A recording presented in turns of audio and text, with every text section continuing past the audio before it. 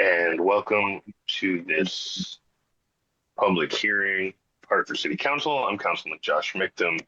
I am joined by Councilwoman Rossetti, and it's a little hard for me because I'm on my phone to see who else, but she's the one I noticed. If any of my other council colleagues are here, forgive me, I just can't find you because we have a lot of people here tonight. I am going to read the rules of this proceeding, and then I will quickly review what are the matters you may comment on. Then I'll go through the list, and I'll just ask everyone when they comment to state their name, of course, if they're speaking for themselves or if they're affiliated with some group, and their home address or business address if they're speaking for the group, and then the issue they're speaking on and whether they're for it or against it. So I'll just start by saying this.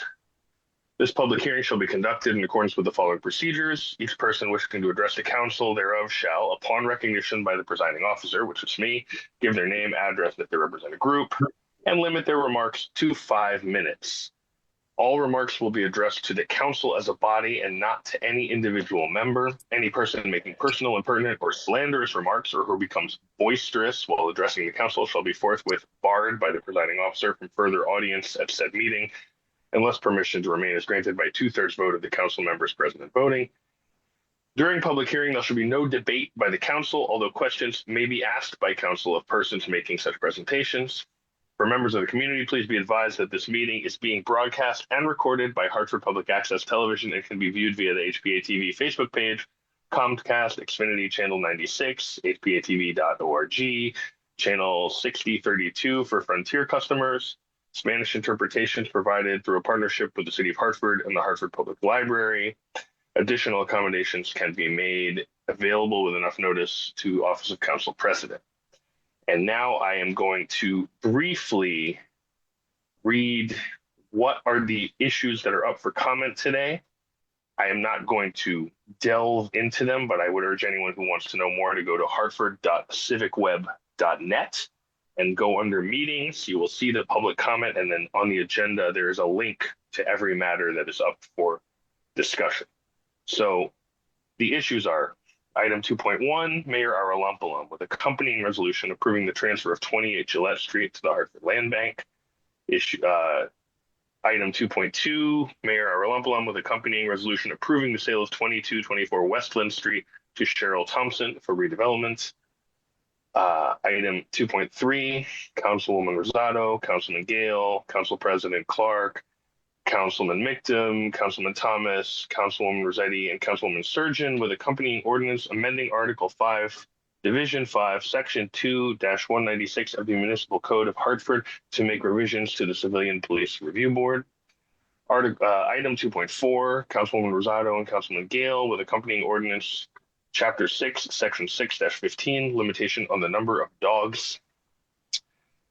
Item 2.5, Mayor Aralampolam with accompanying resolution approving the sale of 230 Capon Street to Daniel Alvarado for redevelopment through the city's Lots to Homes initiative. Item 2.6, Mayor Aralampolam with accompanying resolution approving the sale of 905 West Boulevard to FQ Real Estate Ventures for redevelopment through the Lots to Homes initiative.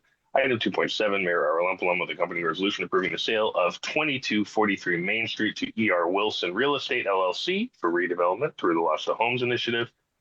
Item 2.8, Mayor Aralampolam with accompanying resolution approving the sale of 684 and 686 Garden Street to Pariser Enterprises for redevelopment through the Lots to Homes initiative. Item 2.9, Council President Clark, Councilwoman Rossetti, Councilwoman Rosado, Councilwoman Surgeon, Councilwoman Bilodeau, and Councilman Gale with accompanying ordinance amending Chapter 28, Article 6, Subsection 28-152, that is the tree ordinance. Item 2.10, Council President Clark, Councilwoman Rossetti, Councilwoman Rosado, Councilwoman Surgeon, Councilwoman Bilodeau, and Councilman Gale with accompanying ordinance amending Chapter 28, Article 6, Subsection 28-164 of the Municipal Code of Hartford as amended, also the tree ordinance. Those are all the things, and if you want to refer to them by their item number or by what they are, like tree ordinance or CPRB, that's also fine. We will know what you're talking about. And now I am going to go to my list. And actually, Councilwoman Rossetti, can I call on you to be my timekeeper? Yep. Thank you much. So when you hear Councilwoman Rossetti say wrap it up, please do that so she doesn't have to get rough with you. And public hearing is 5 minutes. correct. So I'm going to call first on James Rukowski, who is the president of the Hartford Police Union. Mr. Rukowski, are you here with us? Sir, I am. Thank you. All right, you have the floor for 5 minutes. I'm going to be speaking on item 2.3, the new CPRB Ordinance 2-196. I'm speaking on behalf of the Hartford Police Union. Inspector General Joseph Lopez wrote this change in the ordinance for himself, not for accountability, not for transparency, not for the taxpayers, the city of Hartford. Last week, when he spoke at the public safety meeting, openly admitted that he wrote this ordinance the way he did to protect his job and to secure money for himself in his department outside of the mayor's regular budget. To do this, one, he reclassifies his staff. Only he can hire them, only he can fire them, not the mayor, not any city administrator, solely him. He wrote the ordinance so the mayor is no longer his boss and no city administrator is his boss. The people that he works with on the CPRB will be his boss, making it literally almost impossible to terminate him. Third, he hijacked the budget out of the mayor's hands in violation of city charter to go through city council, no longer through the proper budgetary process.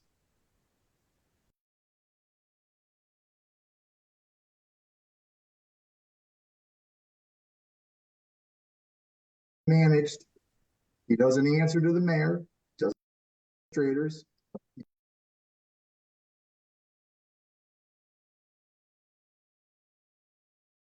Operations.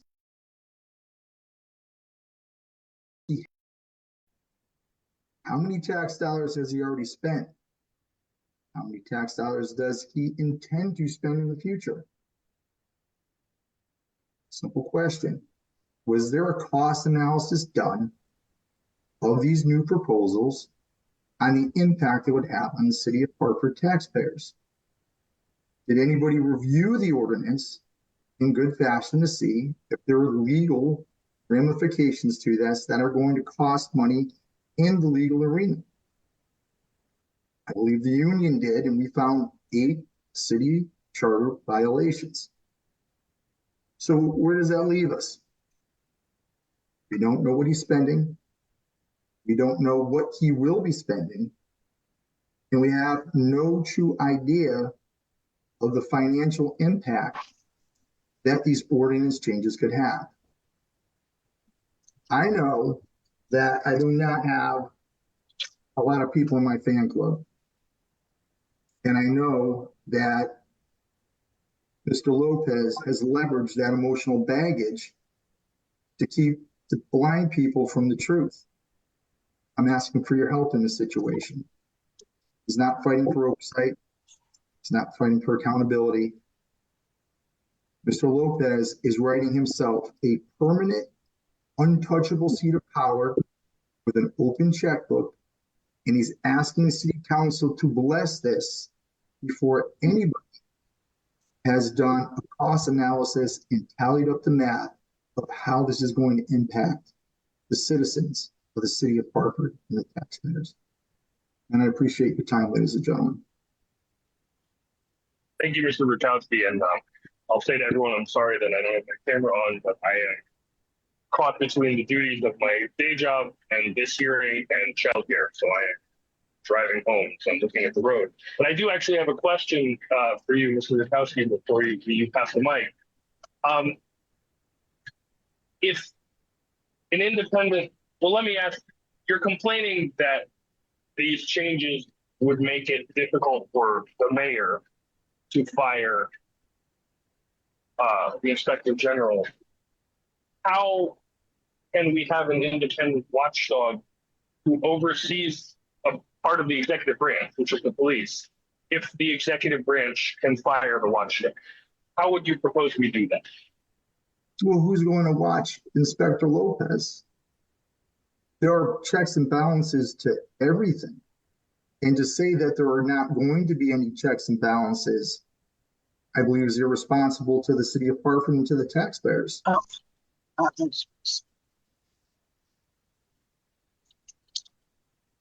And your feeling is that to have him be hireable or fireable by the Civilian Police Review Board, which is appointed by the mayor, by this council, that's inadequate?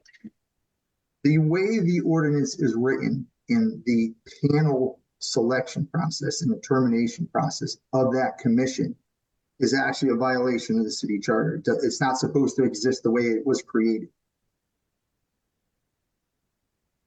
You haven't answered my question. I'm sorry, you broke up. Say that again. You didn't answer my question, which is, it's not adequate as a check and a balance that he can be hired and fired by an appointed board? No. That is not a proper check and balance of the executive power. You're moving it outside of the executive power of the mayor in violation of the city charter. It exists for a reason. The power flows from the state to the city. Another question. You talked about some concern about the fiscal impact of the budget of the inspector general. What does the city pay out, if you know, annually in settlements for police misconduct? So I do not know. Many millions, wouldn't you agree? No, I would not agree, because I could say hundreds of millions and we don't have any factual information on that.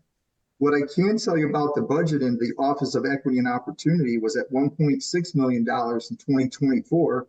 It's currently at $2.1 million, which is about a 33% increase over a 2-year period, while the average revenue increase in all the other departments for their budgetary assets has been 1.5%, which means that office specifically right now is about 25 times higher than any other division.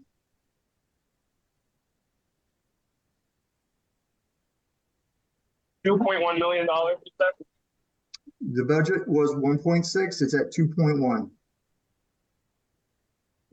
That's just really concerning to you? I'm sorry, I didn't hear you. I'll move on. I have no further questions. Councilwoman Betty, do you have any questions for Council? Nope. No question? I'm sorry, I didn't hear you. No, Councilman. Thank you much. We will move on to, hold on, I'm consulting my list. Next speaker, it is Inspector General Lopez. Are you with us, Mr. Lopez?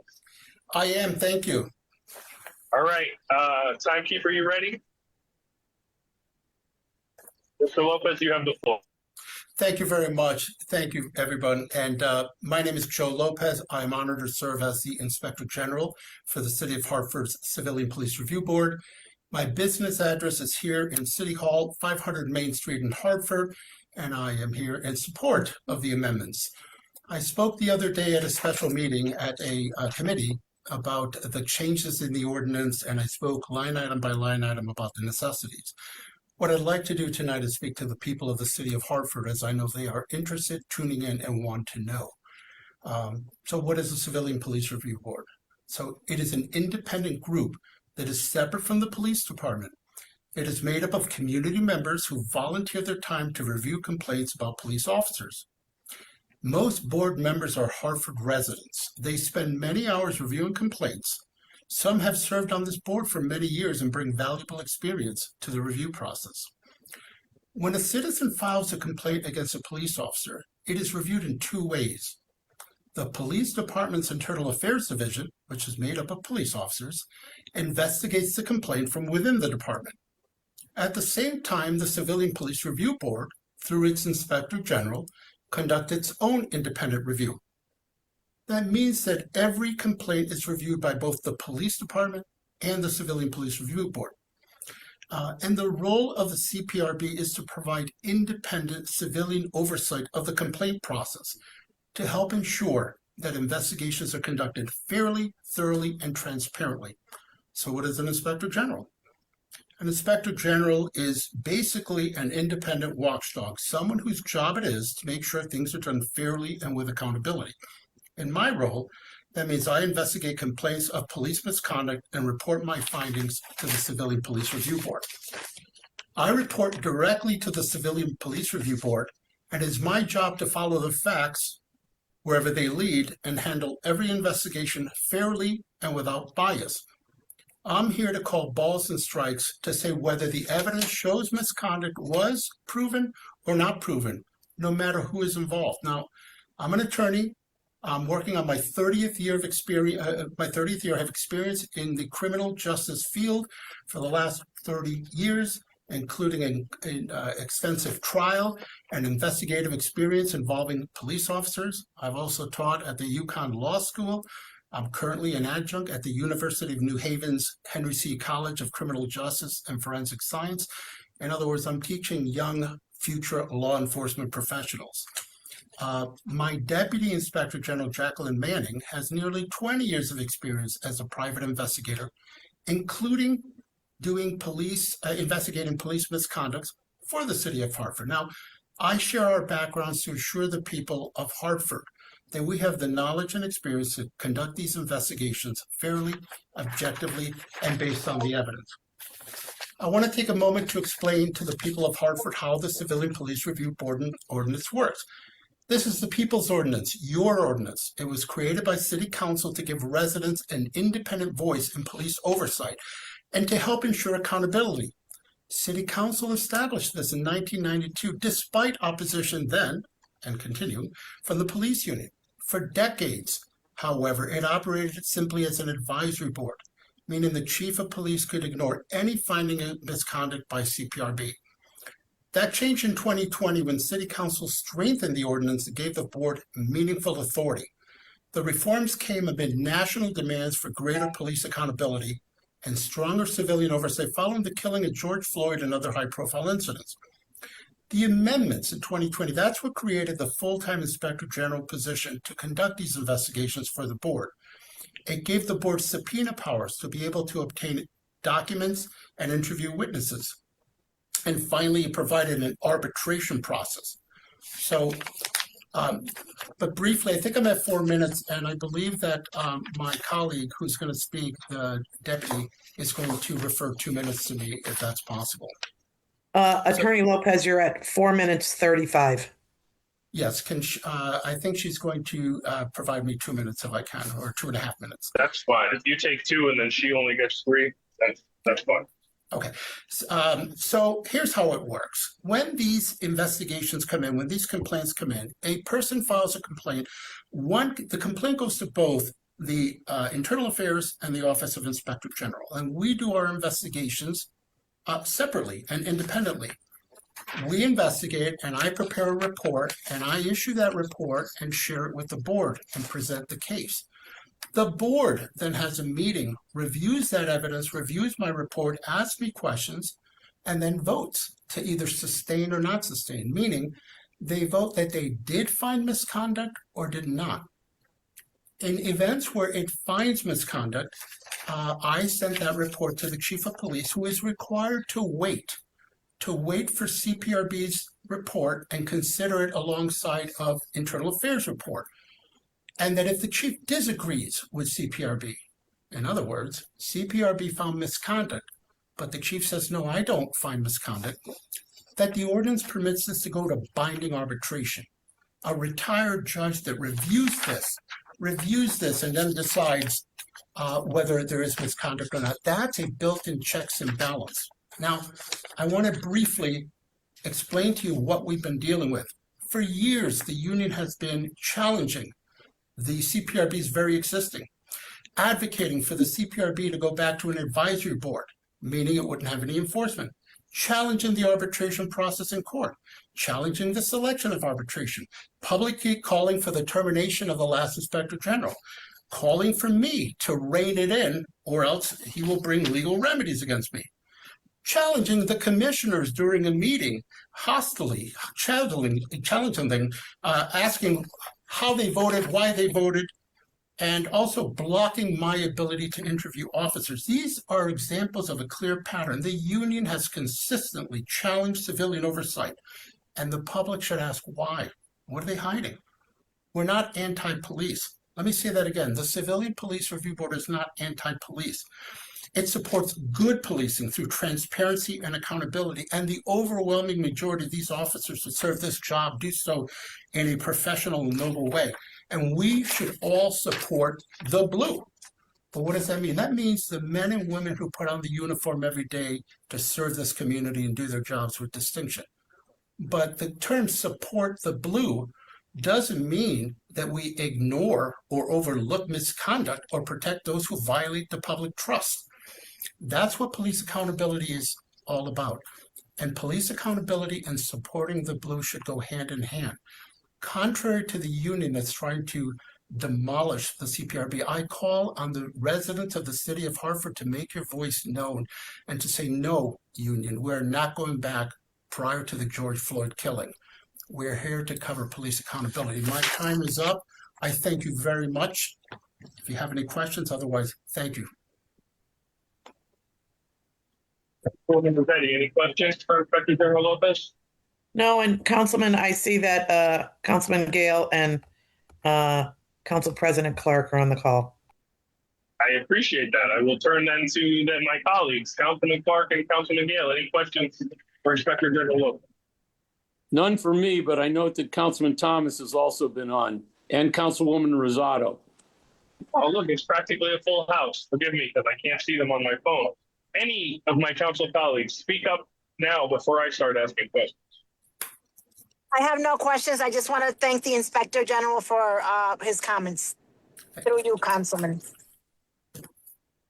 Thank you, Councilman Rosado. Councilman, I don't have any questions either.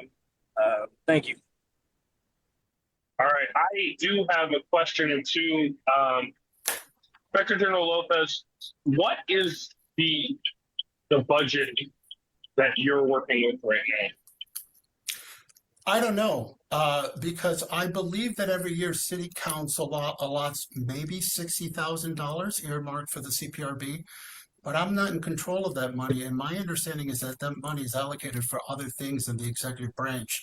I don't fully understand how that works, but I'll tell you that I can't buy software that I need. I don't even have a shade in my office. And I simply want money to be able to continue training for the CPRB and to continue our professional education. I don't think we have any money. What's your salary? My salary's, I started at 130, I believe I'm at 135, and I just want to be clear that I took a $100,000 pay cut annually to come here because this is impactful work and I want to do it. I'm not here for the salary. I'm here to do a good job for the CPRB. They are hard-working individuals, and this is a noble cause. And if I'm not doing a good job and they call me out on it, I'm happy to go along the way and let someone else come in. And let me ask you another question, just about some of the budgetary changes that Mr. Rukowski from the union was referring to. What is the change in budgeting that is proposed by these amendments, if you could just sum it up? Yes, my request is that if City Council earmarks money for CPRB, that money is exclusively used for CPRB, that doesn't go into the general fund and get, kind of moved around. The great majority of our $60,000 that we've been receiving over the years, my understanding is that is used for other things. So my request is whatever council permits for our budget for training and legitimate purposes, I would like to be able to spend that money with the authority of CPRB and with all the safeguards and guardrails that are put in place for anybody in the city that has authority to spend money. But to have to constantly ask the executive branch for things like a $1,000 software and have to wait a year with still no purchase, it's just not workable. And so if money is allotted for the CPRB, my ask is that that money, it be ensured, written into the ordinance, that that money is for CPRB use. That's what it's going to be used for. Understood. Thank you. I have no further questions. I think my council colleagues have all said they have no further questions, so I will call on Reverend Tracy Johnson Russell. Reverend Johnson Russell, are you with us? Yes, I am. All right, then I will give you your 5 minutes. You have the floor. Thank you very much. My name is the Reverend Tracy Johnson Russell, and I serve as the rector of St. Monica's Episcopal Church here in Hartford, and I'm also a member of the Greater Hartford Interfaith Action Alliance. And I was one of the founding members of the Greater Hartford Interfaith Action Alliance following the murder of George Floyd. And we organized with partners to win a full-time inspector general, and we have won subpoena power. I'm here tonight because I'm very concerned that the Civilian Police Review Board has been prevented from doing what it is charged to do. And I'm here to support the proposed amendments because I think that these changes will give us a clear and honest way to examine police misconduct. It's the only way that people in our community can trust that their complaints are taken seriously. And the review board, when it's allowed to function in the way that it's supposed to, it helps both residents and officers by bringing clarity, fairness, and transparency. For years, the review board has not worked as it should. Its members and the inspector general often have not had the information they needed, or the information is received in part of the process, but received too late to be in any way meaningful, or it's incomplete. The Hartford Police Department has at times made it very difficult for the board to do its work. And I believe that these amendments are simple, common sense changes that will allow the board to function with more power, not just a symbol. And so there are 5 key improvements that we believe we would see. And that the first is that there would be full on-time evidence, that the board would receive all the information needed to truly and independently evaluate what has happened in each case. And second, the police chief must review the board's findings before making a final decision. Because if the board is to have any real authority, its work cannot be an afterthought. It must be part of the actual decision-making process. And third, there are clear rules about arbitration. A retired judge should decide only whether misconduct occurred, not what the punishment should be. This respects the union contract, often presented as a barrier to arbitration, while still allowing the city to set meaningful accountability measures. And fourth, subpoena power and fair interview rules. The board needs the authority to require officers and others to provide information and answer questions, especially now that the police have withdrawn their agreement that allowed the inspector general to be present during officer interviews. And then finally, I believe we need an independent inspector general with direct access to the budget already approved by this council. Again, I say that these are simple, reasonable changes, and I believe that will help the Civilian Police Review Board do its work and do it well. So I urge you to adopt these amendments, and I thank you for your time and for your service to our city. And I forgot to say that my business address is 3575 Main Street in Hartford. Thank you. Thank you, Reverend Johnson Russell. Colleagues, any questions for the good Reverend?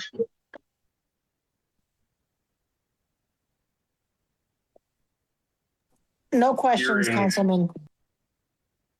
Thank you. Thank you. I believe then our next speaker is Andrea Hartman. Andrea, are you with us? I am, thank you. And were you going to give some of your time to the Inspector General, or was that somebody else? I believe that was Jacqueline Manning, who's the Assistant Inspector General. Okay, that's fine. Then you have a full 5 minutes. Go for broke. Thank you so much. Good evening, council members. My name is Andrea Hartman, and I reside at 1 Linden Place in Hartford. I'm here tonight in my capacity as the acting chair of Hartford Civilian Police Review Board, and I'm asking for your support of the proposed amendments to the CPRB ordinance.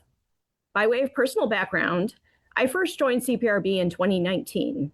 At that time, the board struggled on numerous fronts: difficulty maintaining a full and committed board, ensuring quorum for meetings, an oppressive backlog of cases, and serious structural deficiencies that hampered our ability to rise above what was merely an advisory function.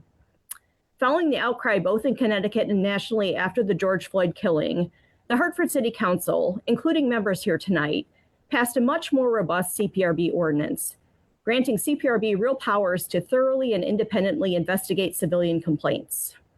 These new powers were threefold. One, funding a full-time inspector general to bring enhanced legal credibility and organizational structure to complaint investigations.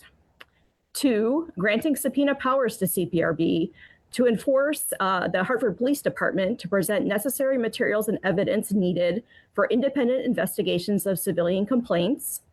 And three, granting CPRB the right to take cases to independent arbitration in situations where the findings of CPRB and the police chief relative to civilian complaints materially differ.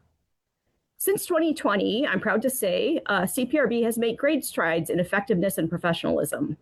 We've completely eliminated the case backlog. We have a fully staffed and committed board that better reflects the diversity of our city. We've ensured quorum for every public meeting for the last 18 months. And we've enhanced the transparency regarding our operations and our voting and decision rubrics. However, today, we find ourselves at a significant crossroads. As we have tried over the last year to fully assert and realize the powers granted to us in 2020, we have faced opposition and legal action from both the police union and from the police department, which is the city of Hartford itself, at nearly every step, including multiple legal actions to quash subpoenas and to rule arbitration as being in conflict with the union's collective bargaining agreement.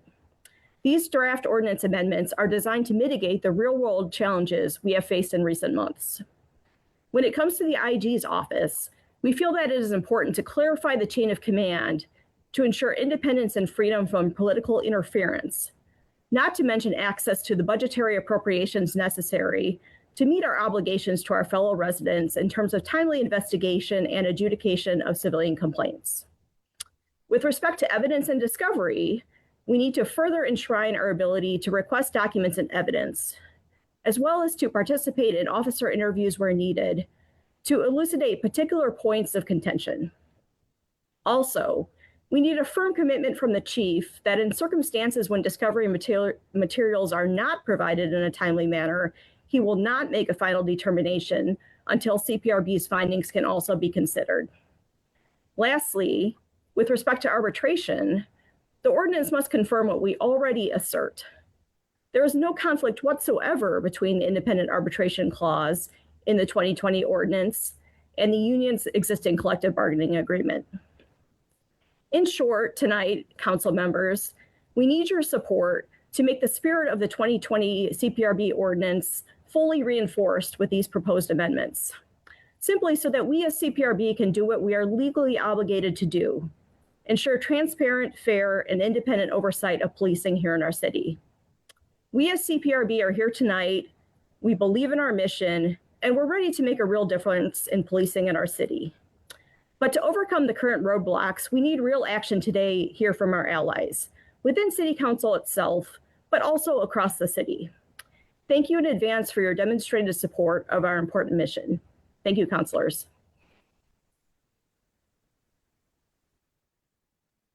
Thank you, Ms. Hartman. I turn to my council colleagues. Any questions for this witness? No. I don't think Councilman needs to call her a witness. Well, she testified. We could call her a witness. Whoever she is, do you want to ask her questions? Thank you. All right, thanks, y'all. I also have no questions. Thank you again for speaking to us today. Next, we have Tim Fisher. Mr. Fisher, are you with us? I am. All right, then you have the floor. Thank you. I am Timothy Fisher. I'm a member of the Hartford Civilian Police Review Board, obviously, and a citizen of Hartford. Others are going to speak more to the elements of this ordinance and its importance. I'd like to speak more to the issue of why the board itself is so important to the city. And there are really just 2 points I want to make. The first is that what the council members may not be aware is that the great majority of the citizen complaints that we pass on and that we vote on, we do not sustain, which is a sign to you that in many ways the police of our city are working well with our citizens. And in fact, there are some cases where we are so impressed with the professionalism and even the kindness of the officers involved that we would like to find a way to convey that information to the officers involved. There is no reason why the city would want to lose the only systematized neutral source of information about the interaction between its officers and its citizens that we provide. And no reason why the city should want to have our ability to do so impaired by the many ways in which the transparency that the ordinance calls for, obviously, has been fought by both the police department leadership and the union. The second point I want to make is to consider the case of New Haven just down the road and what they are facing right now. Due to misconduct in the New Haven Police Department in the past, the city has recently entered into a $9 million settlement with a man who was wrongfully convicted, has just been hit with a jury verdict for another $38 million, and has 5 more cases of equal strength awaiting trial right now. The total exposure to the taxpayers of New Haven is in the range of $200 million. The most recent jury verdict alone is equal to the entire annual budget of the fire department of New Haven.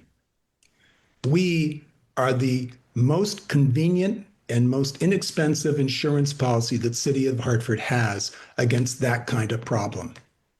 We can do it if there's adequate transparency and accountability for our officers along the lines of what your original ordinance intended and what these amendments will assure that we have going forward. I'll just close by saying it's understandable that the union and the police department leadership are uncomfortable with transparency. That is extremely common in organizations, especially in organizations that work with a serious power imbalance between them and their external constituencies. But that doesn't mean it's healthy. And above all, it's not their decision, it's yours. If you want to have the kind of assurance of the conduct of the officers of the city that their code of conduct calls for and that you're looking for from the police department, we are the best way that you can get that. Thank you. Thank you, Mr. Fisher. Again, council colleagues, any questions? Hearing none. Thank you one more time. And next we have Nicola Ortade from 860, BLM 860, but are you here, Mr. Ortade?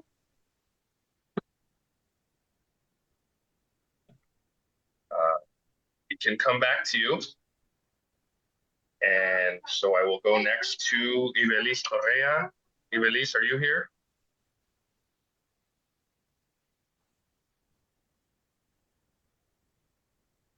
Oh, sorry about that. I'm here. This is Richard. Okay. Sorry. Richard, I beg your pardon. Take it away. You have 5 minutes. Did I get called or Ebola? I just got called. Bola got called in Okay, here okay. next. My bad. Go ahead, Bo. Bola, it's you. Take it away. 5 minutes. All right, give me 1 second. I just had to get in the car. I just left out the store. Give me 1 second.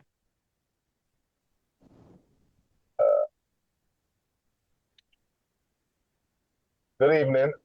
I'm here tonight because accountability is not anti-police. It is pro-community, pro-justice, and ultimately strengthens public trust. The death of Everett Walker continues to weigh heavily on many Hartford residents, regardless of where anyone stands on the facts of any individual case. Sorry about that. Every family deserves a process that is transparent, thorough, and worthy of the public's confidence. When serious incidents involving law enforcement occur, people need to know what the investigation is, independent, fair, and free from the appearance of bias. That is why Hartford needs a strong, independent civilian review board with real authority, not a board that simply receives reports, but one that can review evidence, conduct meaningful oversight, and make public recommendations, and ensure accountability when the public's trust has been broken. Accountability should never be viewed as an attack on law enforcement. It protects good officers, identifies misconduct, and helps rebuild the confidence that every effective police department depends on. Public trust is earned through transparency, not secrecy.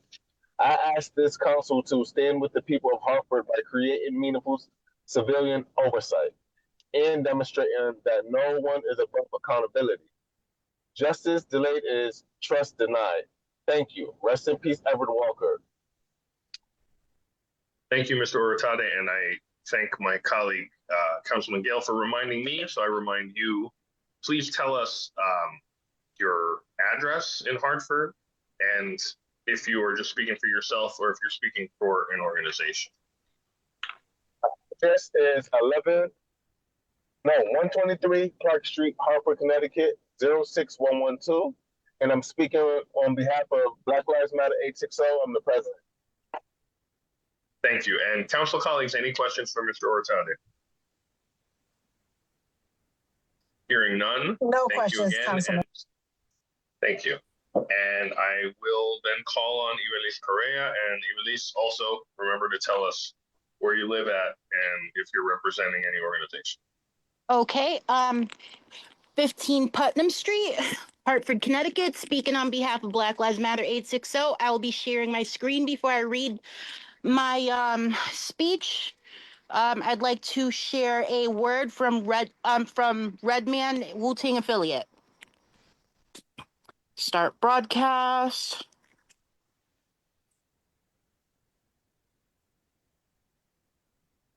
Redman is. Hello, Redman is in the building. I got a public service announcement for the Hartford City Council from the Hartford residents. Hartford residents are demanding police to use their own personal vehicles if they're going to protest in the support of an officer that killed Stephen Jones. Residents also don't want them intimidating people at the courthouse for the second time. Police should use public entryways, and an ex-cop killer should not be using the hallways that's used by the juries. Police shouldn't be protesting on the clock at a court. Also, can city council conduct an inquiry, I can never get that word right, inquiry into whether or not a soft strike was conducted and the police showed up on the clock? Can the city stop them from using city-owned vehicles, marked vehicles that is, to protest in the support of an ex-employee charged with killing a black man? This is Redman, and I approve this message. Okay, and now I will read my speech, which includes the Civilian Review Board. Okay. Benjamin Franklin once wrote, "Those who would give up essential liberty to purchase a little temporary safety deserve neither liberty nor safety." While those words were written in a different historical context, they still remind us to carefully balance public safety with the protection of fundamental liberties. I urge this council to ban the use of flock surveillance cameras in Hartford. We cannot surveil our way to safer neighborhoods. Lasting public safety comes from investing in our communities, our youth, affordable housing, mental health services, education, employment, and violence prevention, not from expanding government service or surveillance. I also ask you to strengthen and support a strong, independent civilian review board with subpoena power. Oversight should not only exist on paper. A review board without the power to compel testimony or obtain documents cannot fully investigate serious allegations or provide meaningful accountability. The board should have authority to review evidence, subpoena witnesses and records by law, investigate complaints, issue public findings, and make recommendations that promote transparency and accountability.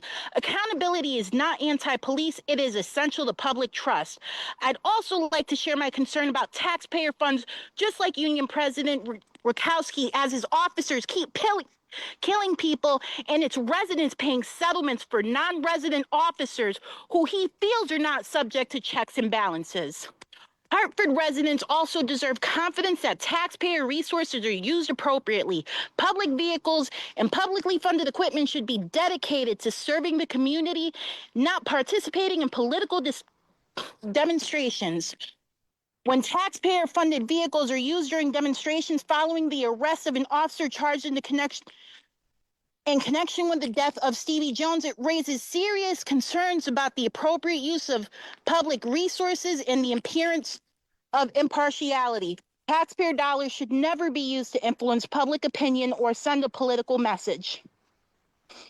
Finally, I ask that we remember Everard Walker. His death continues to leave many Hartford residents seeking answers. Families deserve a process they can trust. Justice requires independent oversight, transparency, and the courage to examine difficult cases fairly.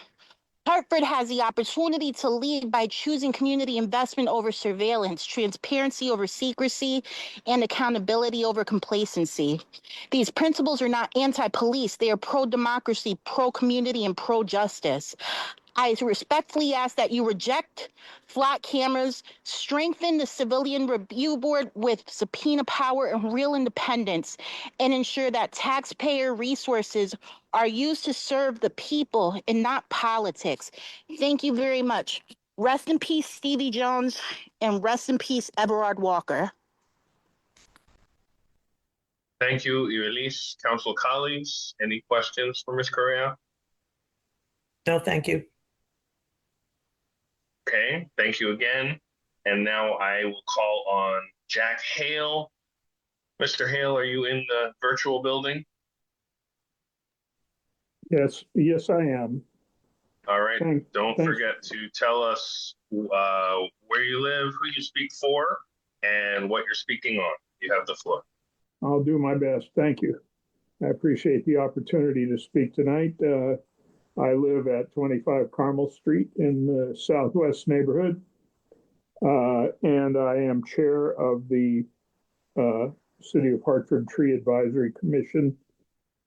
My purpose for being with you tonight is to speak on item 2.9 and 2.10, the two amendments to the tree ordinance. A little background. The city has had some forestry capability as long as I've been connected with it. We had city foresters, John Broder and John Keogh, and then others since then, and that's a good thing. But what we found back in the early 2000s was that we didn't really have good information about what we're dealing with. And in 2007, we conducted an assessment of the urban forest, and it gave us a kind of a starting point. And we found at that point we had a 25% canopy cover. We found that a lot of that depended on big old trees, which is, it's nice that they are there to do that, but they don't last forever. We learned a lot of things about neighborhoods that did not have good tree cover, where work needed to be done and so forth. The tree ordinance, which the council adopted in 2011, was an effort to put together a solid structure for taking care of our city forest.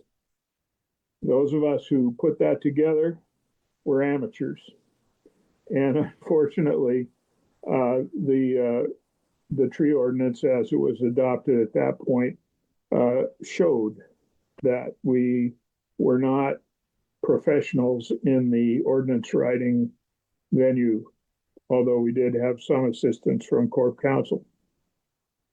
Anyway, so then after we had tried out that ordinance for a while in 2018, we needed to update the ordinance, and some changes were made at that point. The main thing was for it to be properly connected to the completely rewritten zoning code or zoning regulations, however we refer to that.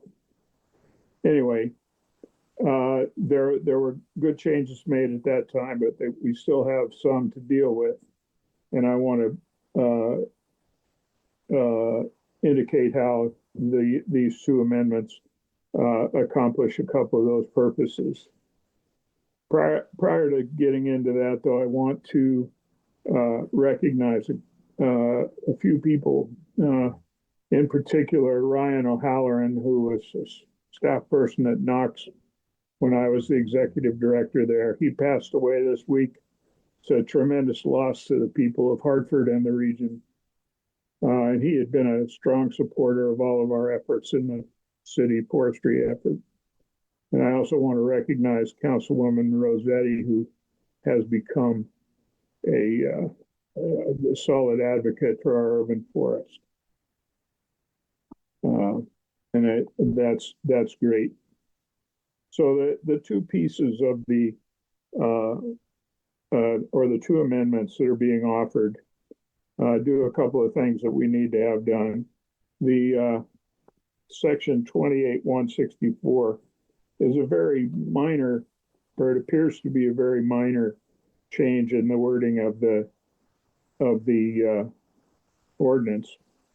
But what it does is take care of some of our amateurism when we were writing it in the first place. We left it up to the mayor to request funding, and it was an amorphous process to get funding from the Parks Trust Fund. This amendment says that the conveyance of money into the tree account will happen. Mr. Hale, you're at 5 minutes. Can I have just a second to mention the other one? It's up to the chair. Let's pretend that you finished your time, and my first question to you was, could you please explain to me the other amendment? And you can answer that question. Thank you very much for that. I appreciate it. The other amendment specifies that the trees of the city, the urban forest, amount to essential municipal green infrastructure, and that's critical for the council and for the citizens and the mayor to recognize that it is a kind of infrastructure in the city and should not be viewed as an amenity.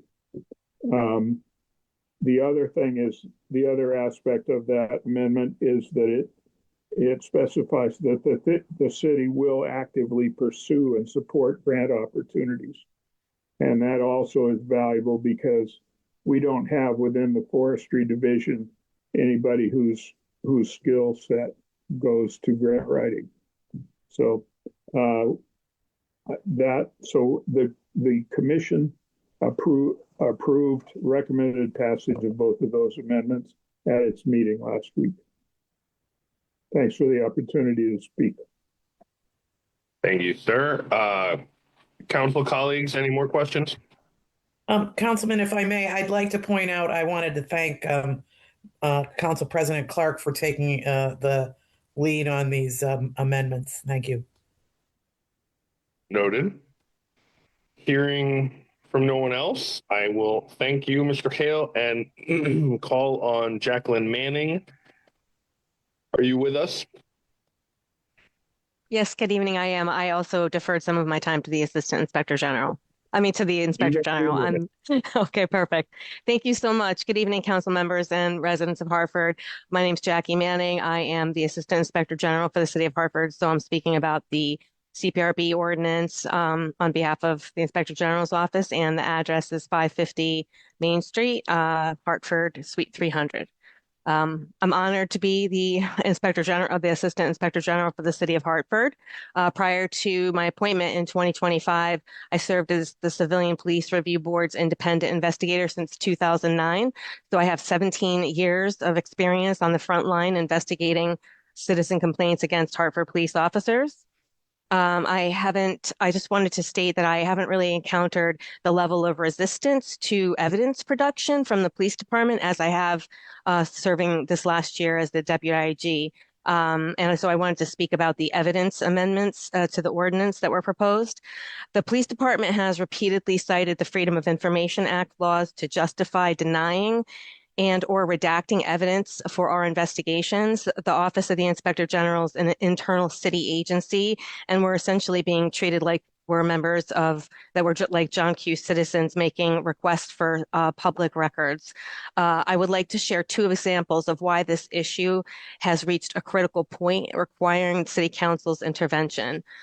First, our office has currently 3 civilian complaints pending, which were made by victims of alleged domestic violence.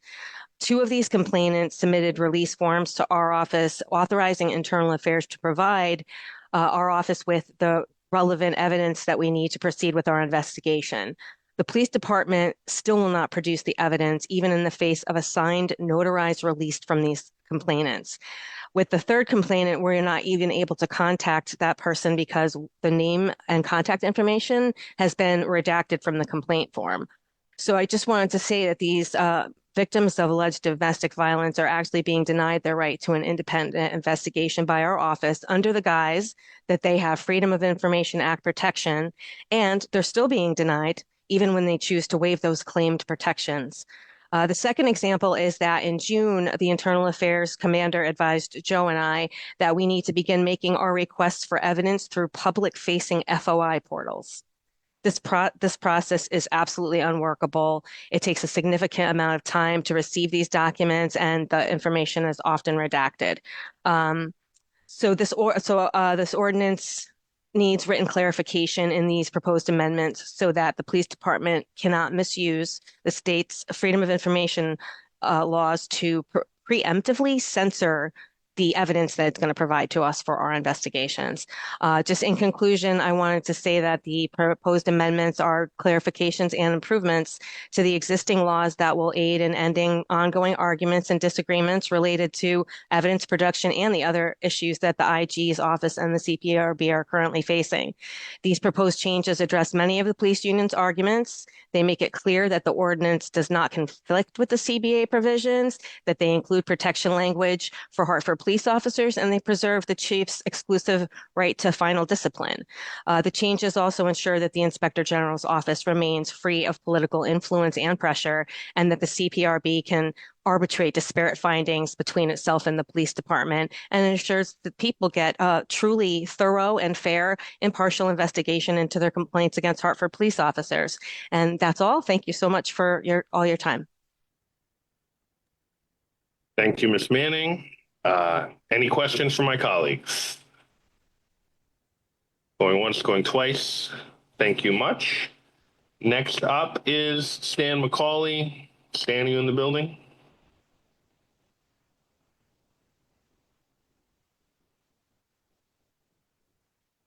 Stan McCauley. Yes, I'm in the building. All right. It's on the other side of my desk. Tell us So- who you are and where you live, and then you get your 5 minutes. All right, I was looking to talk maybe another 2 hours from now. Let me catch my breath. I'm getting old. Um, Unfortunately, this isn't a debate because I'd love to debate Officer Rakowski.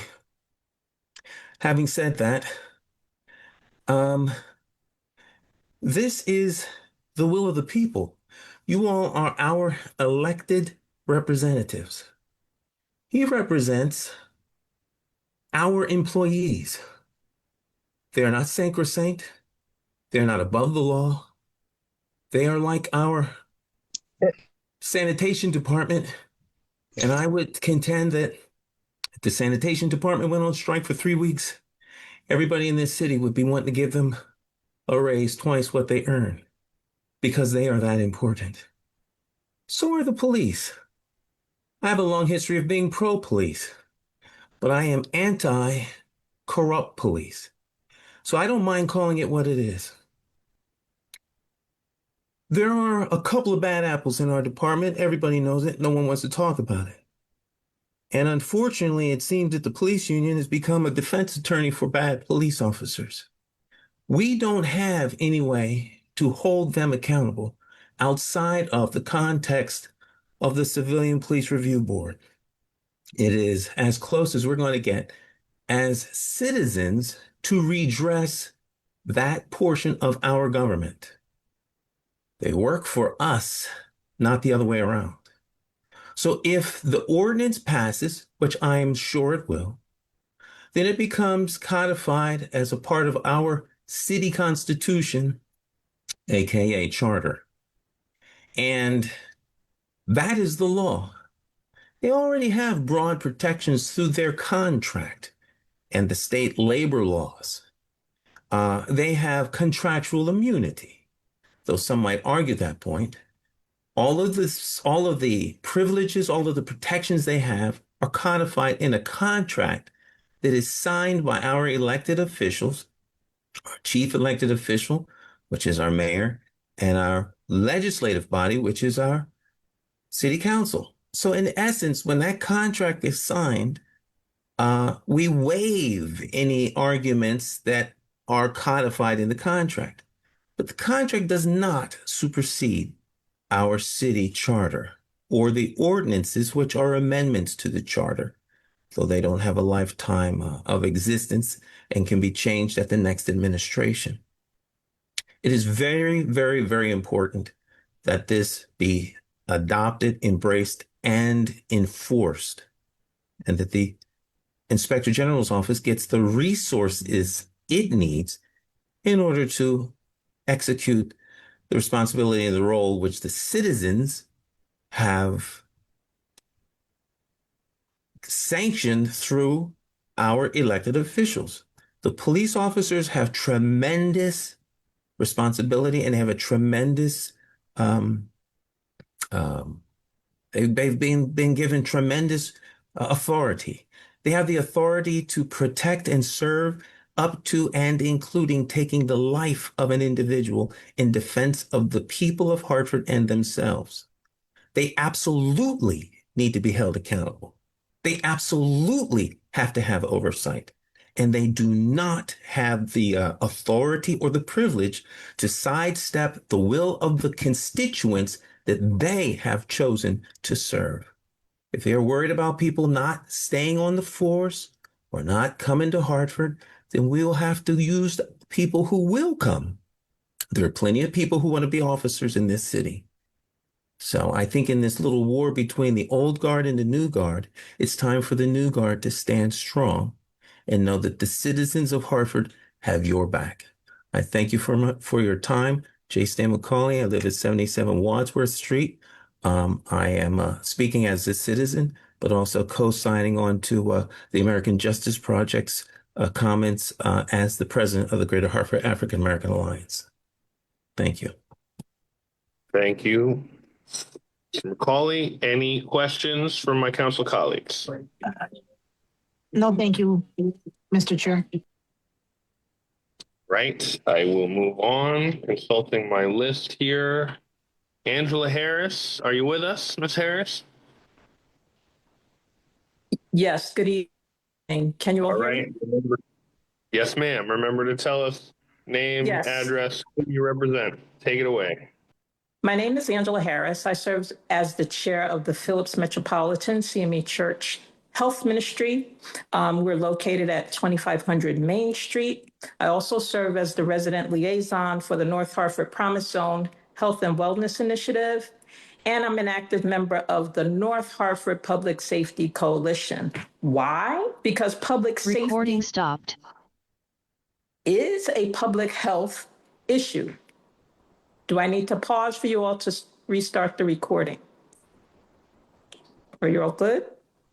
Hold on. Let me, if I could just make sure. I assume we're still just going live to HPA-TV, but can I get a thumbs up or a text on that just to make sure we're not accidentally violating the public meetings law?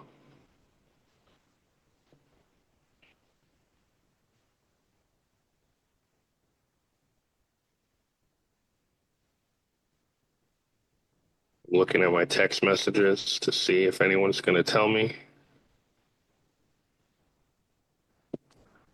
We are still live. Go on ahead. I would assume that I have all my time back.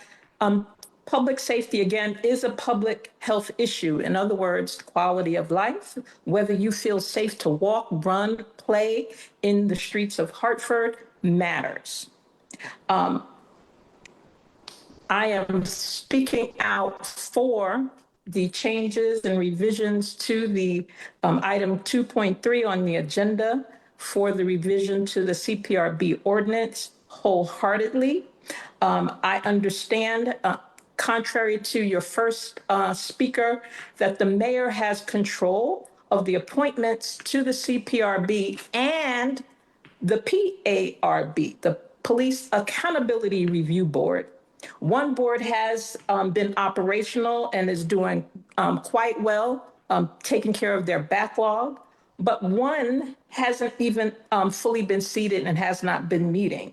These are the only two avenues for citizens to have any say in terms of holding the police department accountable. If you recall, the 21st Century Policing federal bill was passed. The state of Connecticut's police accountability law was passed. And this body, the Civilian Police Review Board, stemmed from those efforts. It is independent oversight that citizens are seeking.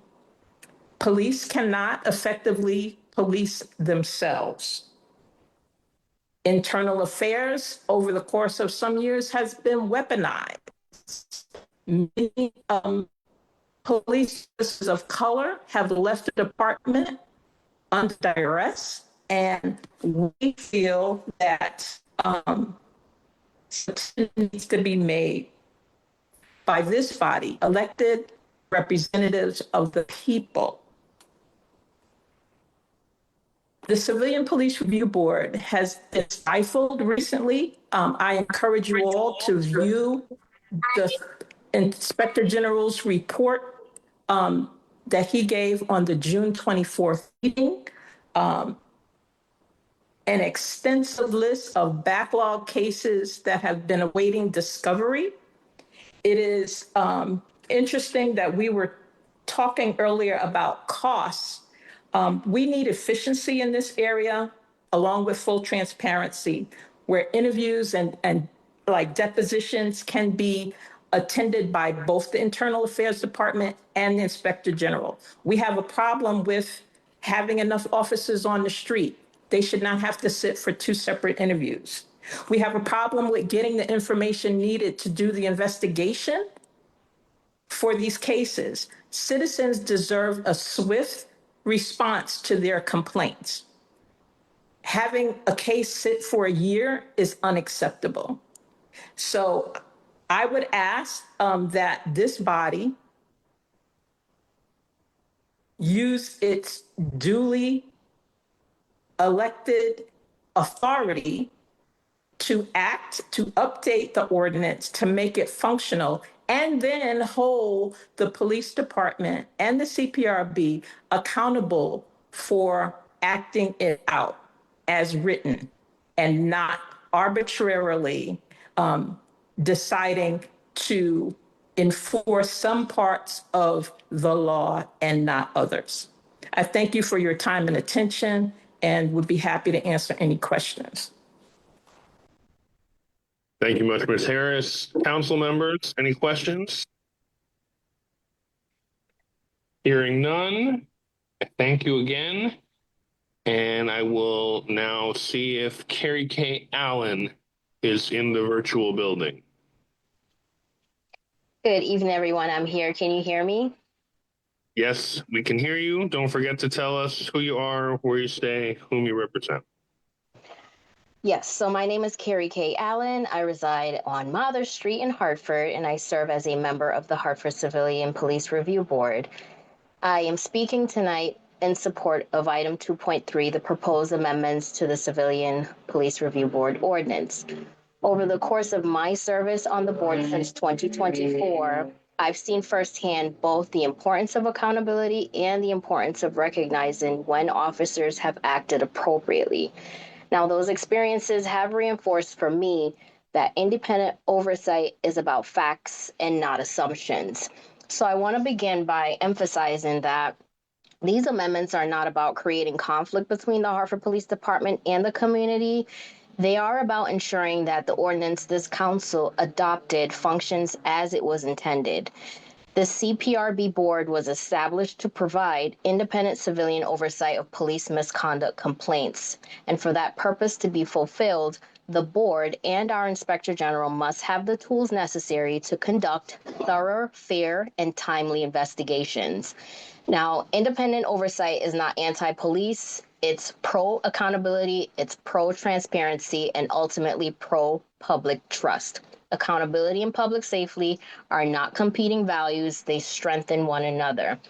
So from my experience serving on the board, I've learned that our ability to reach fair, objective decisions depends on having timely access to complete evidence. And without it, I cannot fulfill my responsibility as a commissioner to review complaints based on all the facts. So these amendments ensure that our work is meaningful, that our findings are considered before final decisions are made, and that there is a fair process for obtaining evidence when necessary, and that the Inspector General remains independent enough to conduct objective investigations. So these are not expansions of authority. They are the practical tools needed for the board to do the job this council created it to do. And I also want to emphasize that I recognize that questions have been raised regarding accountability and fiscal oversight of the Inspector General's office, and those are fair questions. Every public office entrusted with taxpayers' dollars should be accountable for how those resources are used. However, financial accountability and operational independence are not mutually exclusive, and the Inspector General can and should be subjected to appropriate budgeting for those purposes. So overall, our role is to look for is not just to look for wrongdoings where none exist. We do not approach complaints with predetermined conclusions. We follow the evidence, and sometimes that evidence supports a civilian complaint, and sometimes it demonstrates that an officer acted lawfully, professionally, and within department policy. And when that is the outcome, we acknowledge it. Independent oversight is just as important when it confirms that an officer acted appropriately as when it identifies misconduct. And in both situations, the public benefits from knowing the conclusion was reached through an objective and credible process. So to end, just public confidence is earned through transparency. It's earned through fairness, and it's earned through consistency. When the residents know there is an independent process that follows the evidence wherever it leads, confidence in the outcome grows. And even when people may disagree with the results, I respectfully ask to support these ordinance amendments so that the CPRB board can continue serving the residents of Hartford and the dedicated officers of the Hartford Police Department with fairness and integrity independence, and transparency. Thank you for your time and consideration tonight. Thank you, Ms. Allen. Council members, any questions? Hearing none, I will march along. Next, we have Shamar Logan. Shamar, are you in the building? I am. You can hear me? Yes, ma'am. Just remember to tell us who you are, where you live, and whom you represent, if anyone. Okay, I am, my name is Shamar. I am on West Preston Street. I work with a bunch of different organizations, but I'm really just here as a resident of Hartford. And I'm gonna go off the cuff a little bit here. I have something written, but after listening to all this, y'all, this is a mess, to be quite honest. At this point, it feels like spin the wheel on how we ask our elected officials and how we ask people to serve us to treat the community as human and truly protect and serve the community. It boggles my mind as to the amount of discussions that have to happen and pleading that have to happen to truly protect people and keep people first, our community first. And let me just tell you, as a Hartford resident, I came here for one thing, and now I'm here on this. I spent a while researching the Civilian Police Review Board and understanding those changes. And first and foremost, if we're talking about transparency and accountability, we have to make this information easily accessible for people. I have 2 degrees, and it took me, I spent all my time researching those 2 degrees, and it took me forever to understand this. So if it was difficult for me, I can imagine how difficult all of this is for the average Hartford resident who's working, raising a family, and just trying to stay informed about what's happening in their own city, right? And if it was difficult for me to research it, imagine how much less safe I feel if I have to research to figure out what's going on to protect me. Now, as I'm listening to tonight's discussion, the concern that stands out to me is that we are not given enough easily accessible public information to be meaningfully brought into this conversation about these proposed changes to the review board. So if the board exists to serve the people of Hartford, and if we're discussing changes to civilian oversight, then the community should not have to piece together information from multiple places or struggle to understand what's being proposed. And the community deserves a process that's clear, accessible, and transparent. And this board exists to give the community a voice. And that matters because if we're going to talk about checks and balances, which I've heard a lot of tonight, then let's get into history, because for many Black and brown communities, Hartford being one of them, trust in law enforcement has been shaped by generations of unequal treatment, and more recently by these nationally publicized incidents involving police's use of force, including encounters with people who've had mental health crises. Now, obviously, a lot of people disagree on how that case was handled. Fine, but whether we agree on that, it's not the point right now. The point is that this trust gap right now is very, very real. And we didn't lose that trust overnight, and we're not going to build that trust overnight. So that's why these boards and transparency matters. If there's ever a time when this community should have a voice, it's when we're discussing the very board that exists to provide this civilian oversight of law enforcement. We can't build trust by asking the public to simply accept decisions. And we build trust by making sure that our residents are informed, included, and heard. And just to backtrack right quick, of course, how we feel about the case matters, just discussing for tonight. Now, something we all have to understand is transparency and accountability is not a burden. It's how any government or any system earns legitimacy. It strengthens the accountability, and this is how we begin to rebuild the trust between law enforcement and the community that it serves. So I'm probably not taking the whole 5 minutes, but I think it's important to ask for the public to be kept informed, meaningfully included. And if this board does that, then by all means, I just don't understand why the discussion is going so long to give a board what it needs to truly protect the people and make sure people's voices are heard and given a real opportunity to understand or participate in conversations about civilian oversight. Anything, just hear me now, anything that takes away the voice of people, especially in matters involving law enforcement and government surveillance, it's going to ultimately harm the very people that these systems are supposed to serve.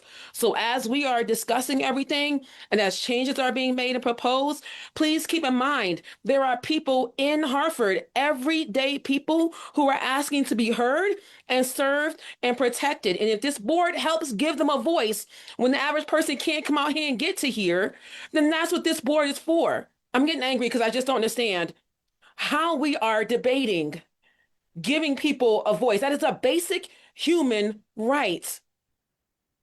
Okay, I'm done. Thank you, Shamar. Council members, any questions?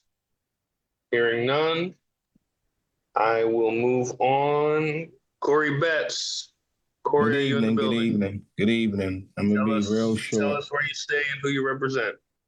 My name is Corey Betts, and I am honored to serve as president of the Greater Hartford branch of the NAACP.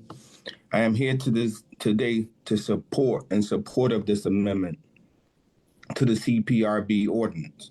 And I want to first thank President T.J. Clark and the members of the Hartford City Council who had the courage and foresight to support them. Leadership is not measured by avoiding difficult conversations. Leadership is measured by strengthening the institutions that protect democracy, constitutional rights, and public trust. Tonight is not about being for or against the police. It's about whether Hartford will continue to build a system that is transparent, accountable, and worthy of the confidence of the people it serves. There are two important facts that should guide this discussion. First, the state of Connecticut Office of the Inspector General and the Hartford Office of the Inspector General serve different purposes. The State Inspector General investigates police use of deadly force and determines whether criminal laws have been violated. Hartford Inspector General and the Civilian Police Review Board exist to provide independent civilian oversight, promote transparency, and strengthen public confidence in our police department. These systems do not compete with one another. They complement one another. Second, we cannot ignore Hartford history. For years, our city operated under a federal consent decree because independent oversight and constitutional reform were necessary. When that consent decree ended, Hartford accepted the responsibility of carrying those reforms forward through strong local oversight. The city strengthened institutions like the Office of the Inspector General and the Civilian Police Review Board because everyone understood that accountability disappeared when federal oversight ended. It weakened the very institutions that were created to preserve accountability. After the consent decree, we weaken the public confidence in government itself. We have witnessed why these safeguards matter. The tragic death of Stevie Jones challenged our entire community. The Connecticut Office of the Inspector General an independent investigation ultimately brought criminal charges. Let me repeat that, criminal charges against the officer involved after concluding the evidence supported that action. Whether people agree or disagree with that decision, the point is that the decision was made by the independent body based on evidence and the law, not by public pressure or internal department review. That's exactly why independent oversight exists. Independent oversight is not anti-police. Independent oversight protects the constitutional rights of its residents. Independent oversight protects honorable officers through fair, credible, and impartial investigations. And independent oversight strengthens the trust that every successful police department depends upon. Again, I commend President T.J. Clark and those council members who supported these amendments because they recognize a simple truth, but powerful truth. Government should never fear accountability. Government should embrace it. The strongest institutions are not those that resist independent review. The stronger institutions are those that welcome transparency because they understand that public trust is earned, not demanded. On behalf of the Greater Hartford branch of the NAACP, I urge this council continue moving forward. Let us honor the progress that has been made, protect the safeguards that our community deserves, and leave future generations with stronger systems of accountability than the one we inherit.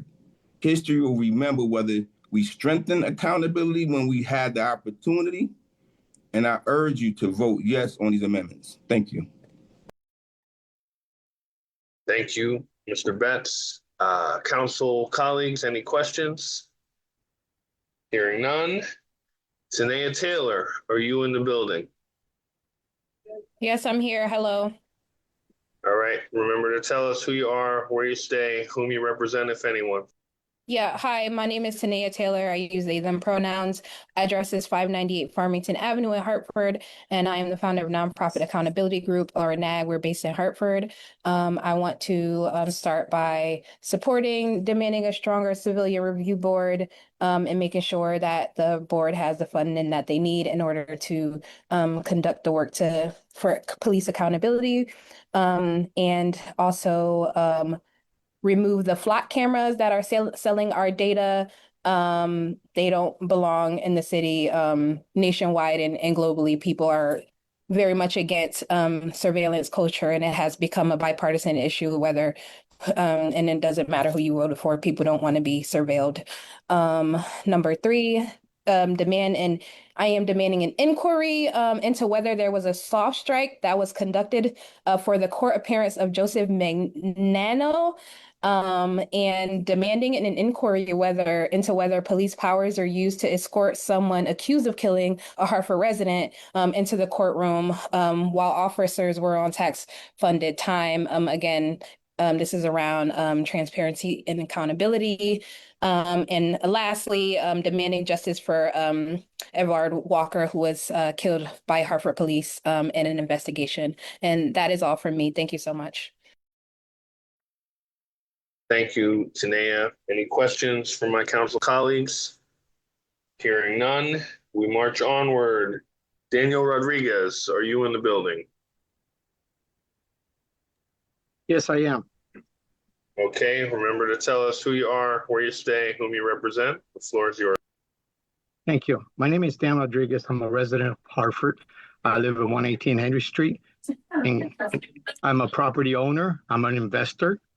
I want to say that I was part of the Ride Along program with the Hartford Police Department, Officer James Jenkins. I believe the officer. I got firsthand view into the hard time and the split decision they have to make every time they go on a call. I appreciate dedicated officers like Jay Lights, Mustabac, Cartagena, Jess, who serve the capital city. But we, the residents, are the capital city. The proposed amendment is important because it strengthens the Civilian Review Board to do its job. More importantly, it ensures the resident who rely on us confident that we will do a fair and informed, honest decision. There has been time I felt refrained from voting on a case because, in my judgment, not enough information was provided to reach a fair and informed conclusion. I believe all information related to a complaint should be provided to the Civilian Review Board. It is the Review Board responsibility to review evidence, determine what's relevant or not, and reach independent decision. The determination should not rely solely on the police department. During the conversation with a resident, several questions he asked me. What happens if a complaint is not fully investigated? If the decision is made without all the facts, does the decision still stand? Is an officer held accountable?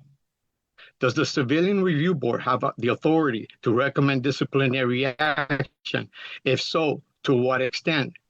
Is an officer just reassigned to this duty, or is there other consequences?